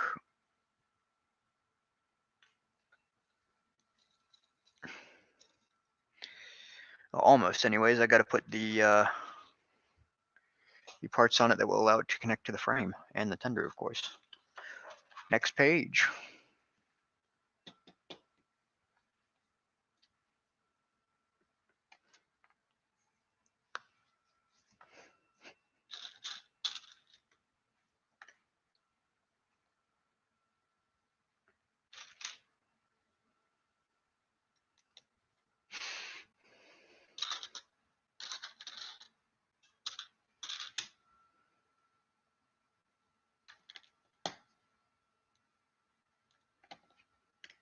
Looks like we'll be putting on the drivers at the end of this page. That's exciting.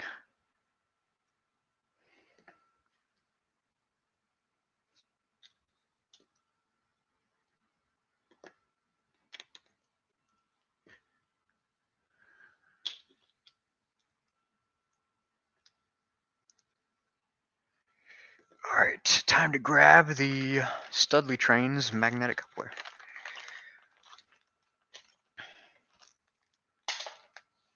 Which I've just dropped.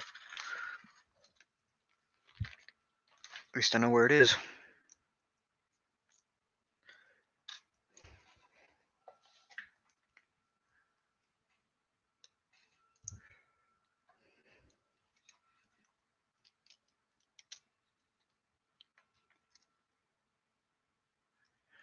Now there's your trailing truck. Now we'll be putting that on the frame.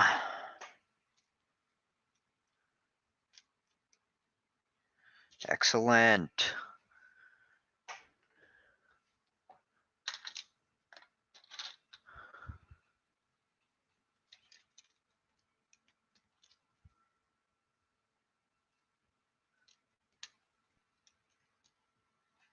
Alright.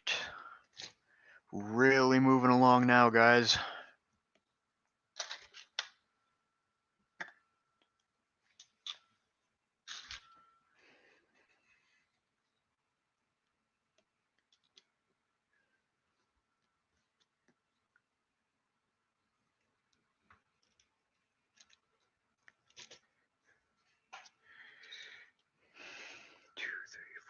Six, 7, 8, 9, 10. 1 by 10 plates, 2 of those.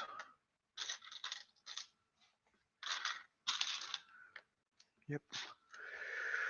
Got them and some jumper tiles.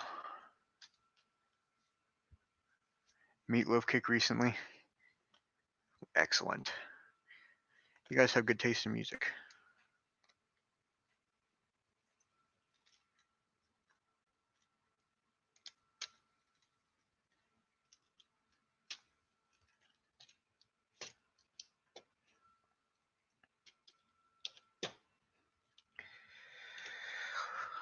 All right.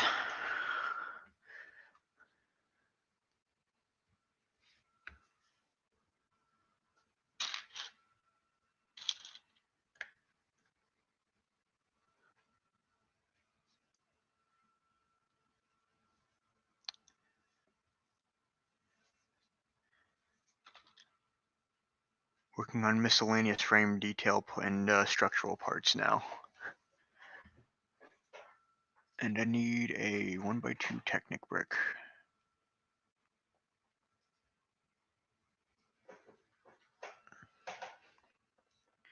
Which those are much easier to find than the plate modified that I was missing at the beginning of the stream.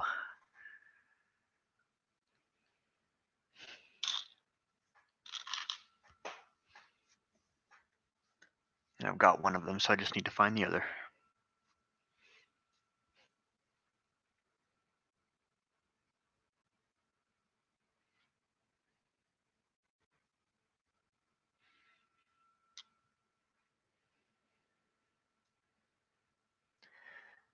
It's around here somewhere.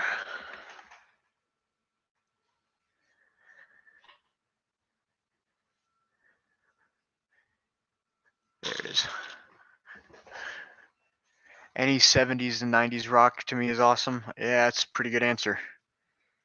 Hard to go wrong with that kind of stuff.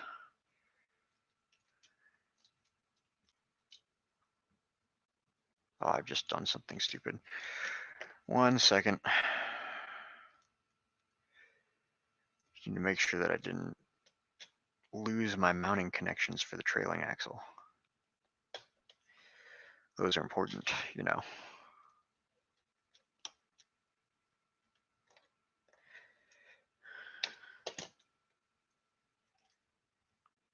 There we go.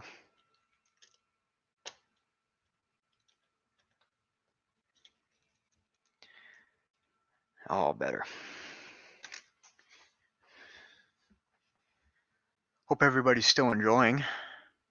Been going now for, wow, more than 2 hours.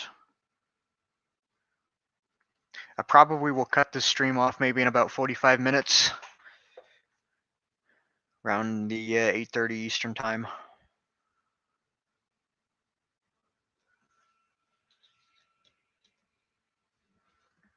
Working now on the leaf springs.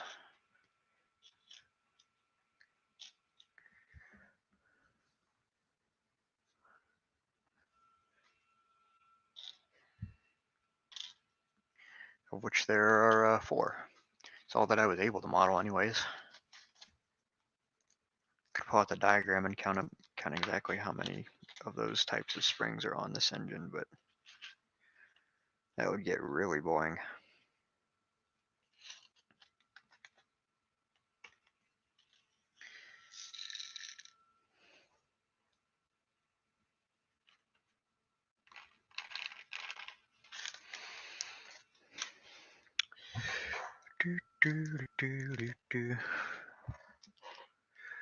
Let's see, I need 2.5 and 3.5,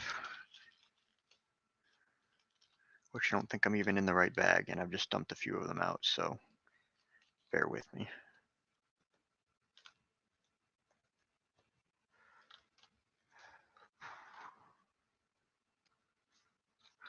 Oh shoot, and I've just dumped the entire bag out onto the ground.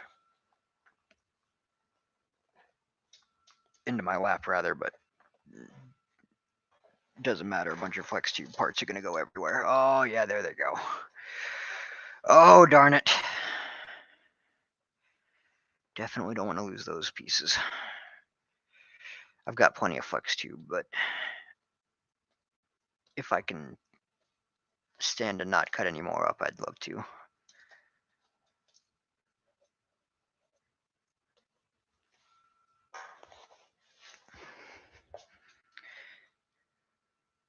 That's unfortunate.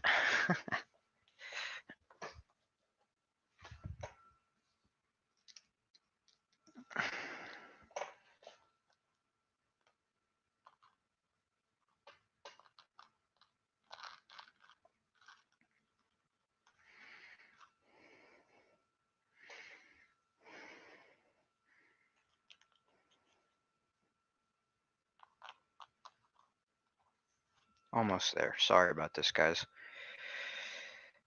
Believe me, if I had the choice of spilling and not spilling a bunch of small flex tube pieces, I would have elected to not do it.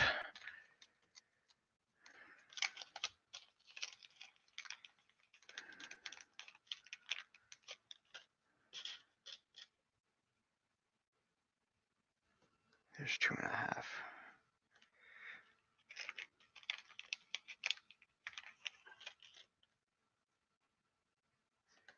2.5, 3.5, and 2 and 3.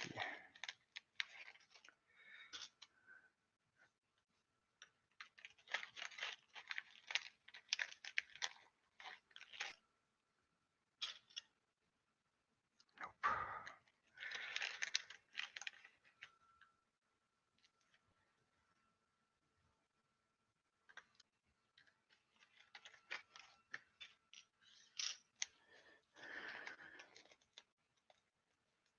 Sorry, I'm going radio silent here, guys. I'm in build mode. Already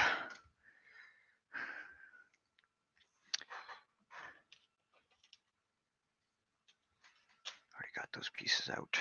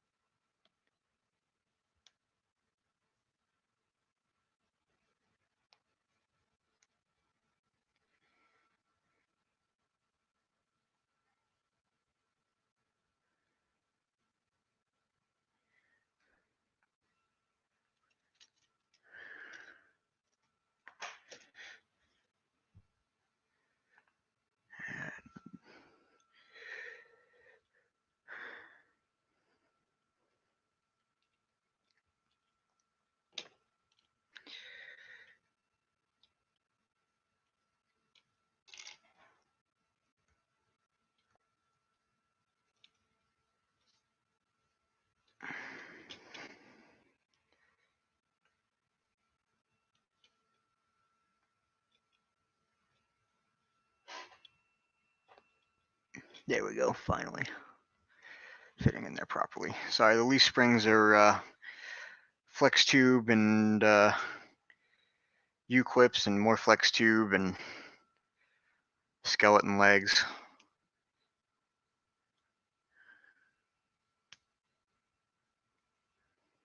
But it's a wonderful detail to have, I think. I certainly enjoy modeling details like that on the frames of my steam locomotives as often as I can.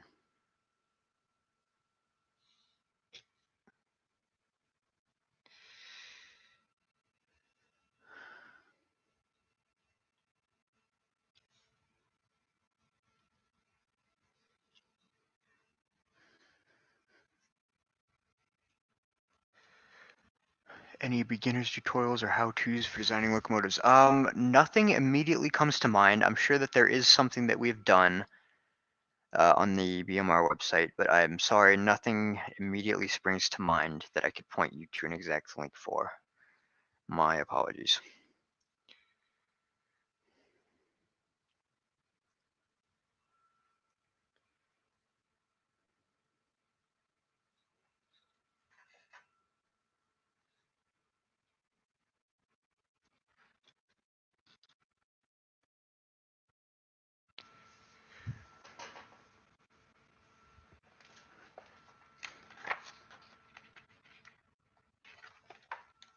Let me check further ahead in the instructions and make sure I'm doing things correctly here.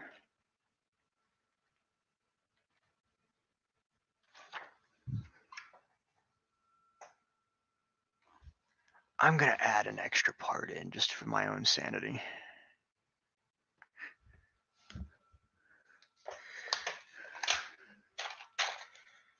One minute.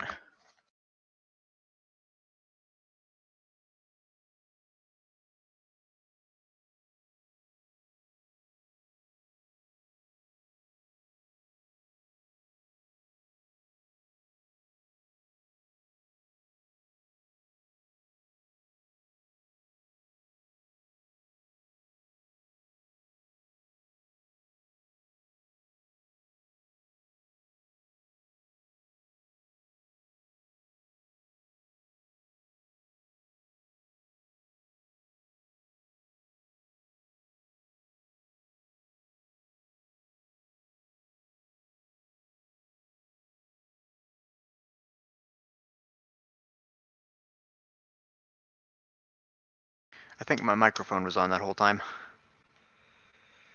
If it was, I apologize, because I know wrestling through Lego is not necessarily the most attractive sound to hear.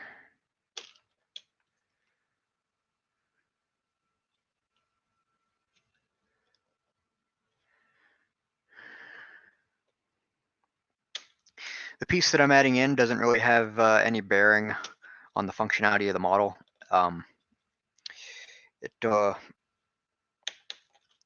is something to make me feel better about it, which is not worth a whole lot. So nothing to worry about at all. I'm just extremely picky, I guess you could say. Well, I say that, so you can definitely say that. I don't mind. There we go.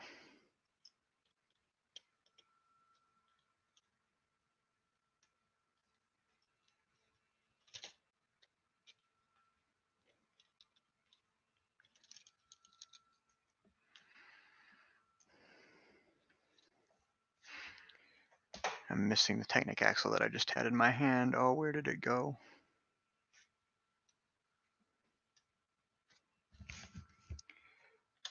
Joseph, welcome to the stream. I'm sorry I missed your message there for a minute. I hope you enjoy.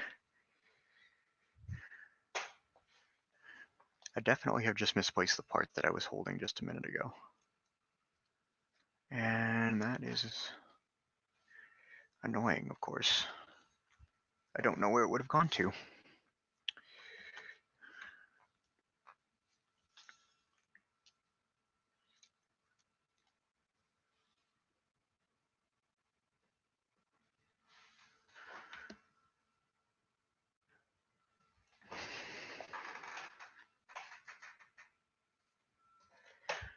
sure it's not on the ground.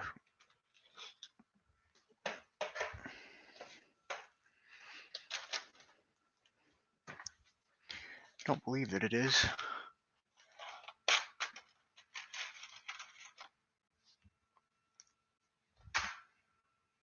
But I don't know where it went. I'm sorry, guys. I'm once again looking for another part, which I was sure that I just had in my hand. Didn't fall into my lap.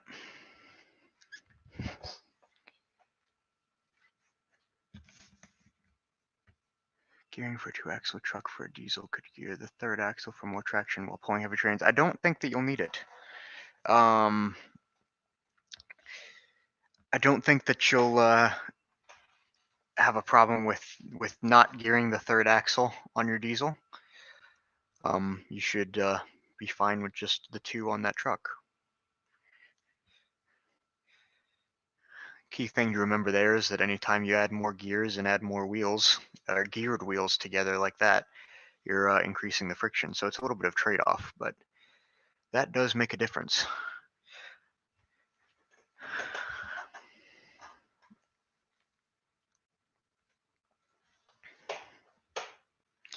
I don't know where this part has gone. I had it in my hand a second ago. It was on top of the instruction book on my desk, and now it's disappeared. And I don't see it anymore. Not under the book, not anywhere around it that I can see. I have another one, which I'll just use that for now, I guess. Not much happened while you were gone. Just more building, more chatting. What these streams are all about.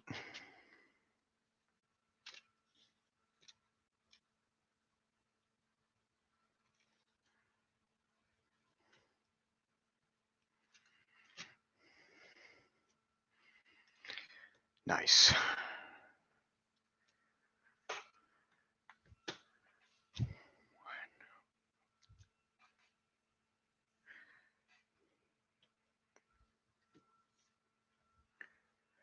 All right, putting the drive wheels on in this next step.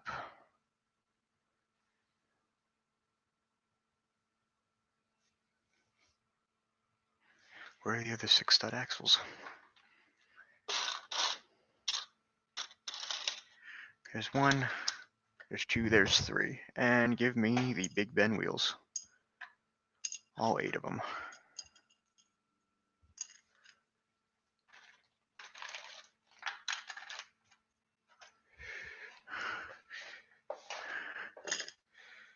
I guess on the next page. Nope, not quite yet. I was wondering when it was going to be that we put on the pilot truck, but not quite yet.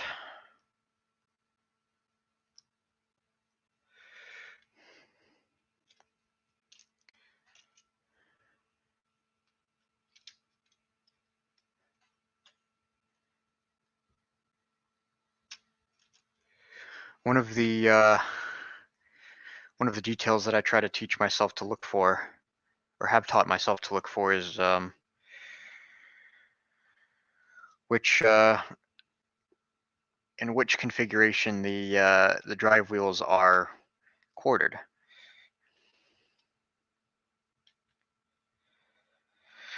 More often than not, I have found the right side in a forward motion will lead the left side. So that's how I represent them on my models.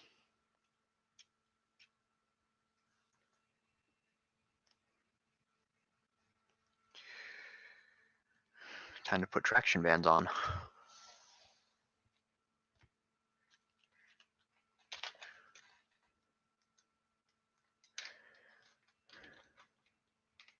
Does Big Ben make different counterweight sizes? They do not. Unfortunately, they have injection molded parts rather than 3D printed parts, so it's would require an entire new mold, which does get expensive.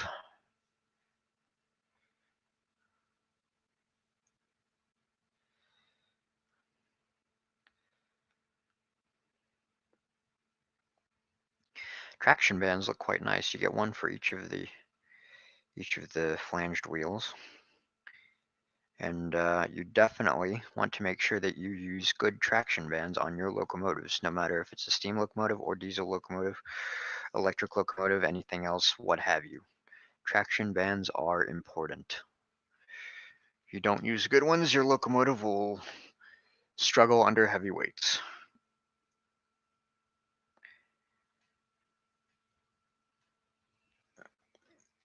There's a very obvious visual difference, or very obvious difference, when I have a traction band not on my locomotive versus when I do.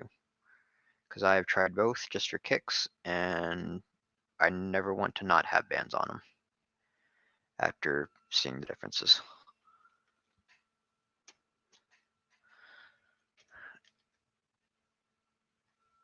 Got the drive wheels on and the trailing axle on. I don't know what's going to come next, but I need to flip the page for it.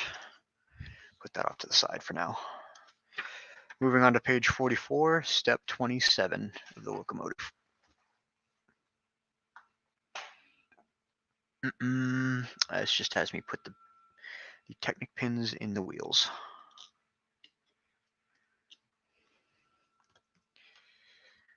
And I get to put on, oh good, I get to put on the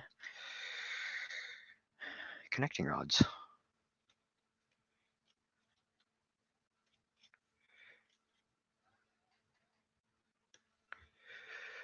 Making good progress.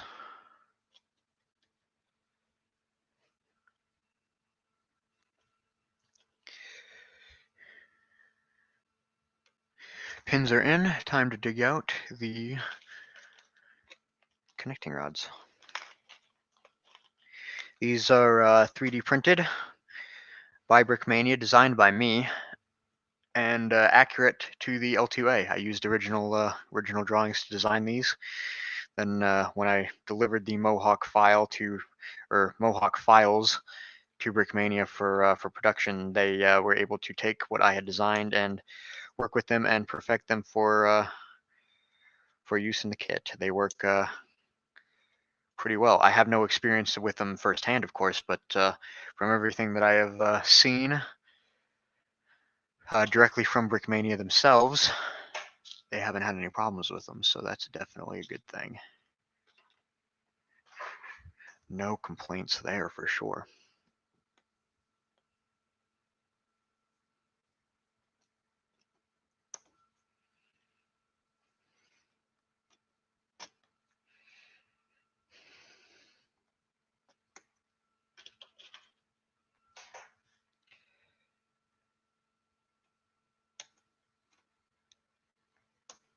There we go.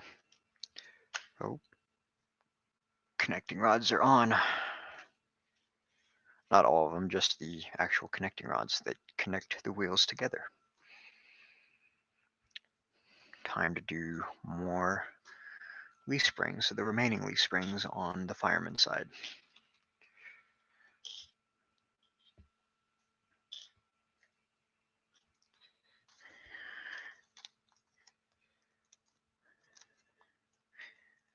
Hope everybody's still enjoying. Been going for about 2.5 hours now. If it wasn't for missing that plate modified there in the beginning, I'm sure it'd be a lot farther along by now, but sorry to say I'm not.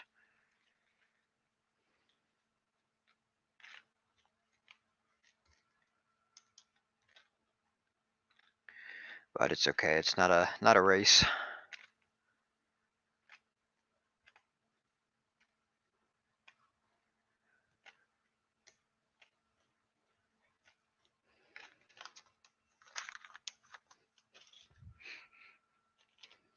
Time for some more flex tube.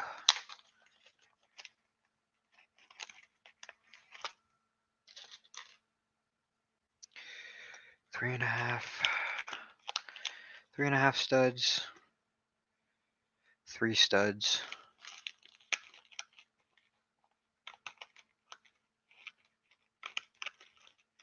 Oh, come here. 2 studs, not what I need. Actually, it is what I need, I'm sorry. It should be 2.5. Excellent, it is. Nice, got all the leaf springs. Flex tubing.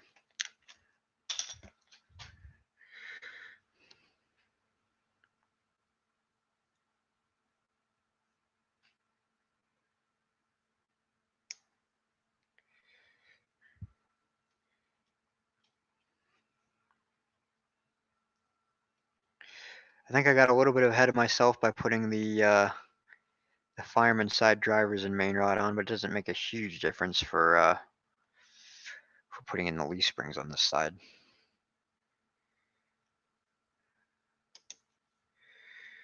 Able to put them on pretty nicely.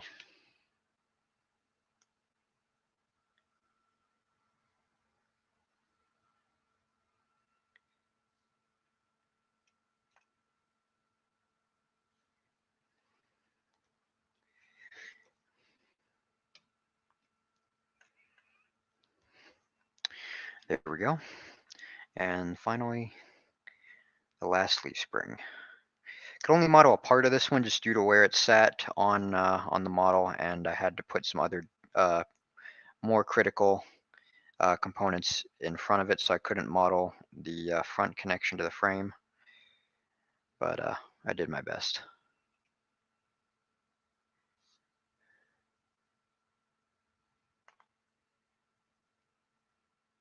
There we go. Gonna build a kit now because you don't have enough parts for a train. Well, I'm sorry to hear that, but I hope you enjoy building your kit.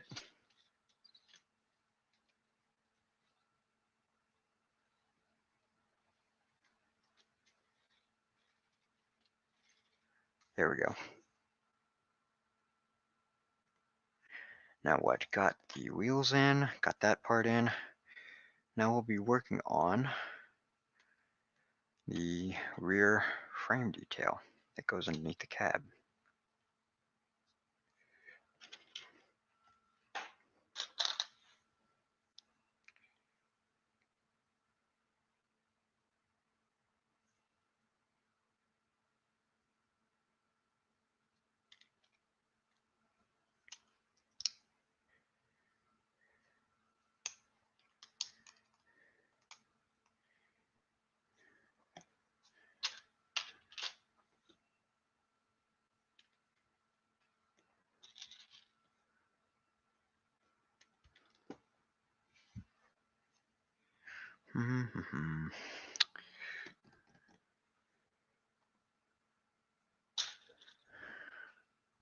Like I've said already, a lot of parts, but man, it is a lot of fun.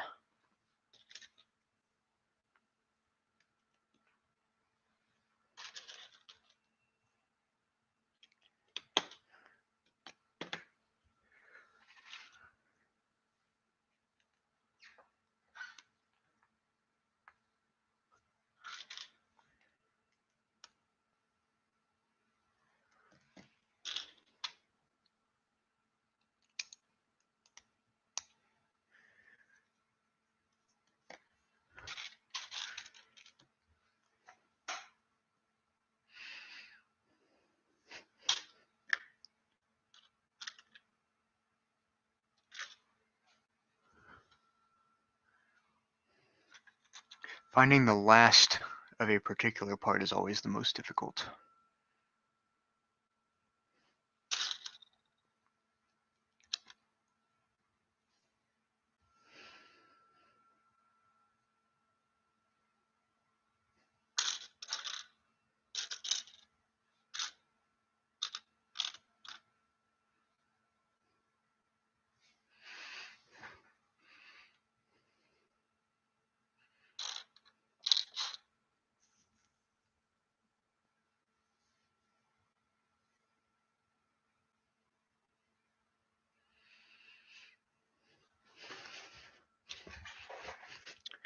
No luck yet.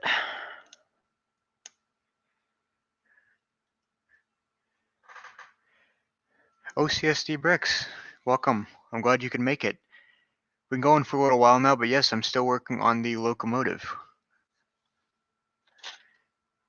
Suffered a delay in the beginning looking for a part that was nearly, I'm convinced, was invisible when I wasn't looking at it. Or even when I was looking at it, but we're moving right along now. As I say that, as I'm again looking for another part that I don't immediately see. There it is.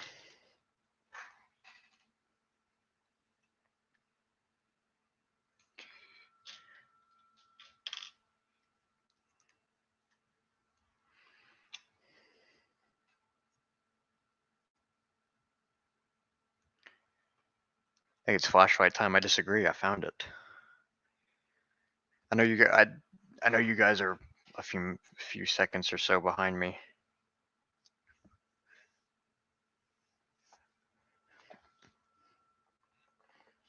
I've just accidentally launched a 1x1 round plate. Don't know where that went. Unfortunately, I didn't hear it or see it hit the ground anywhere. I've got plenty more of them. That's nobody's fault but my own.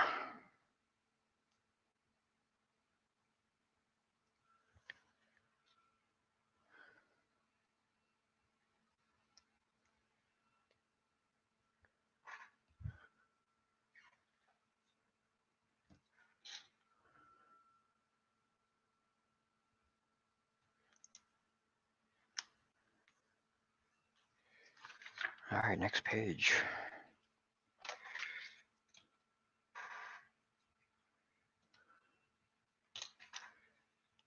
Two stud long flex tube.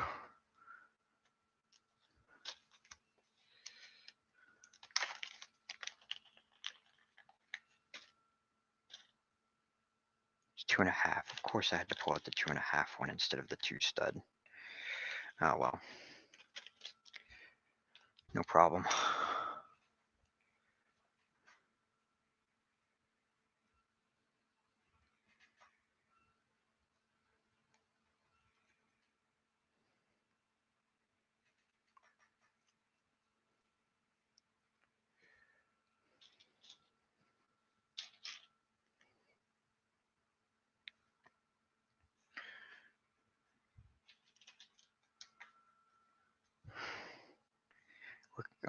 Still working on the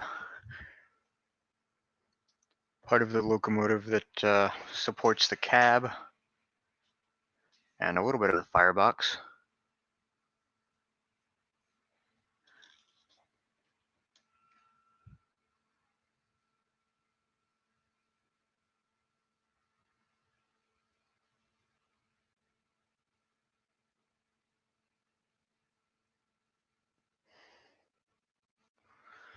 Looks good. Probably will be wrapping up the stream here in about 20 minutes. Get your final questions in now. Comments, concerns, complaints, etc.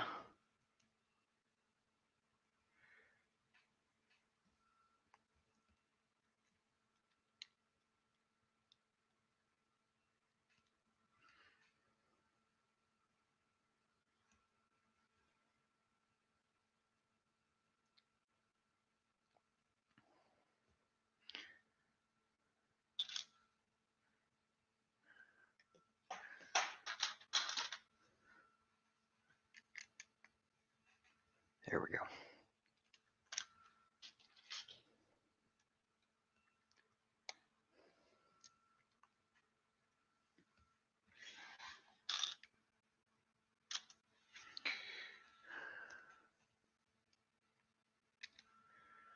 My phone's lighting up.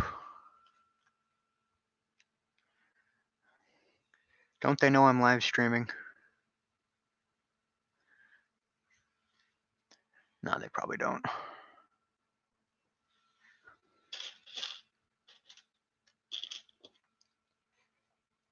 How much rolling stock do I own? That's a good question. Well, I've added a lot recently. So, let's see if I can go through them. I've got 1, 2, 3, 4, 5, 6, 7. I think 7 boxcars, soon to be 8 once I finish the kit version of the USRA rebuilt steel boxcar that I have. I have 2 tank cars, which I need to build a lot more. 3 gondolas, but one of those was a gift to me. So, but I still own it. I have 2 flat cars, soon to be 3 once I finish the other Brickmania one that I bought. 2 refrigerator cars. I'm sorry, I have 9 box cars. 1 hopper, definitely need more of those. 1 bulkhead flat car. 1, 2, 3 cabooses, I believe. Soon to, I'm sorry, 4 cabooses, soon to be 5. I said 2 refrigerator cars, I believe, and 4 passenger cars, but I don't use the passenger cars as much more recently, so hopefully that is the answer that you were looking for.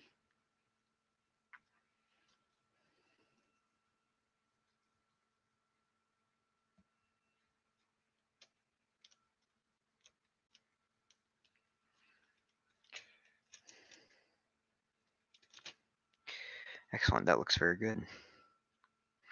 All right, putting on the pilot truck. Pilot truck time.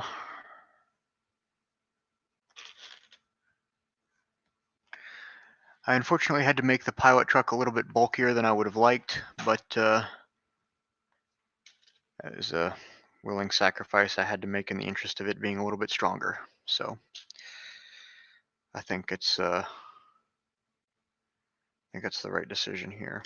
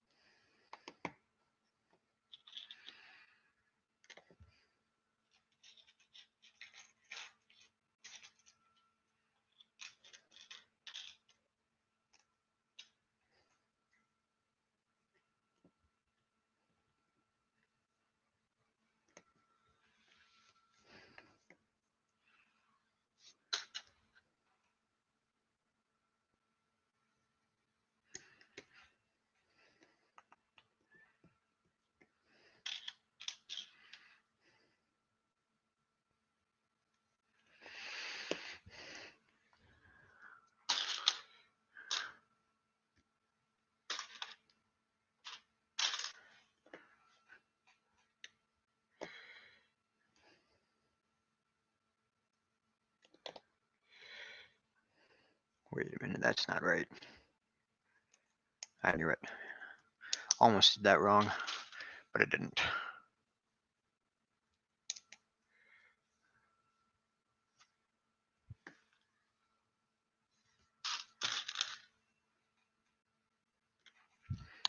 Now putting on the pilot wheels using the ball bearing wheel sets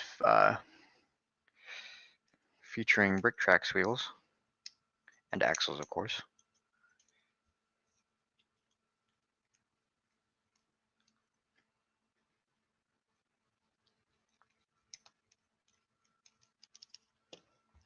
It's time to put that on the Mohawk. There we go. There's your wheelbase.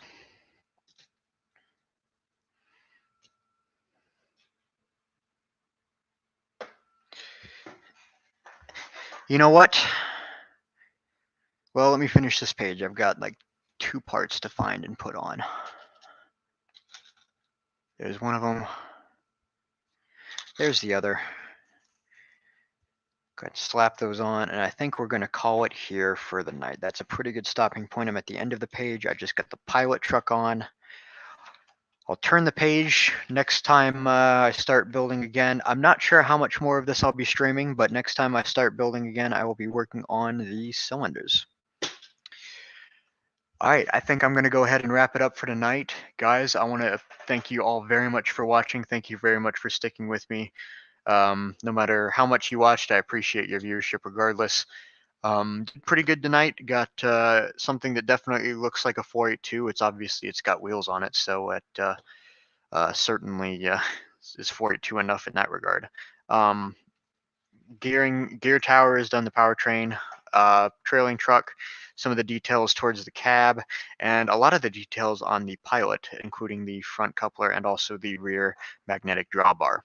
So all in all, a solid night of progress. Obviously, I missed the that one stupid plate modified there in the beginning of the stream, but we got it taken care of now and have made some good progress beyond that. So all in all, I think it's another good day of building. Thank you guys once again very much for watching. I do appreciate the support and the viewership, as always. I know it's not necessarily always the most interesting thing to watch, just watching somebody else build some Lego, but I'm glad that you're able to come out and take some time out of your day to come and chat with me, chat with some other people who are also Lego and train fans. And that's what I think the community is all about. So guys, once again, thank you very much for watching. I will leave this stream up on my channel for those who have joined late and missed a lot of it. But so you'll be able to go back and watch it more, or watch the whole thing through, or watch it again if you feel like it. But once again, I'll leave it there. And if I do stream again, I will do a scheduled event like I have been. And so at least there will be some notice before sometime before I go live. So that's all for now. Thank you guys for watching once again, and I'll talk to you all later.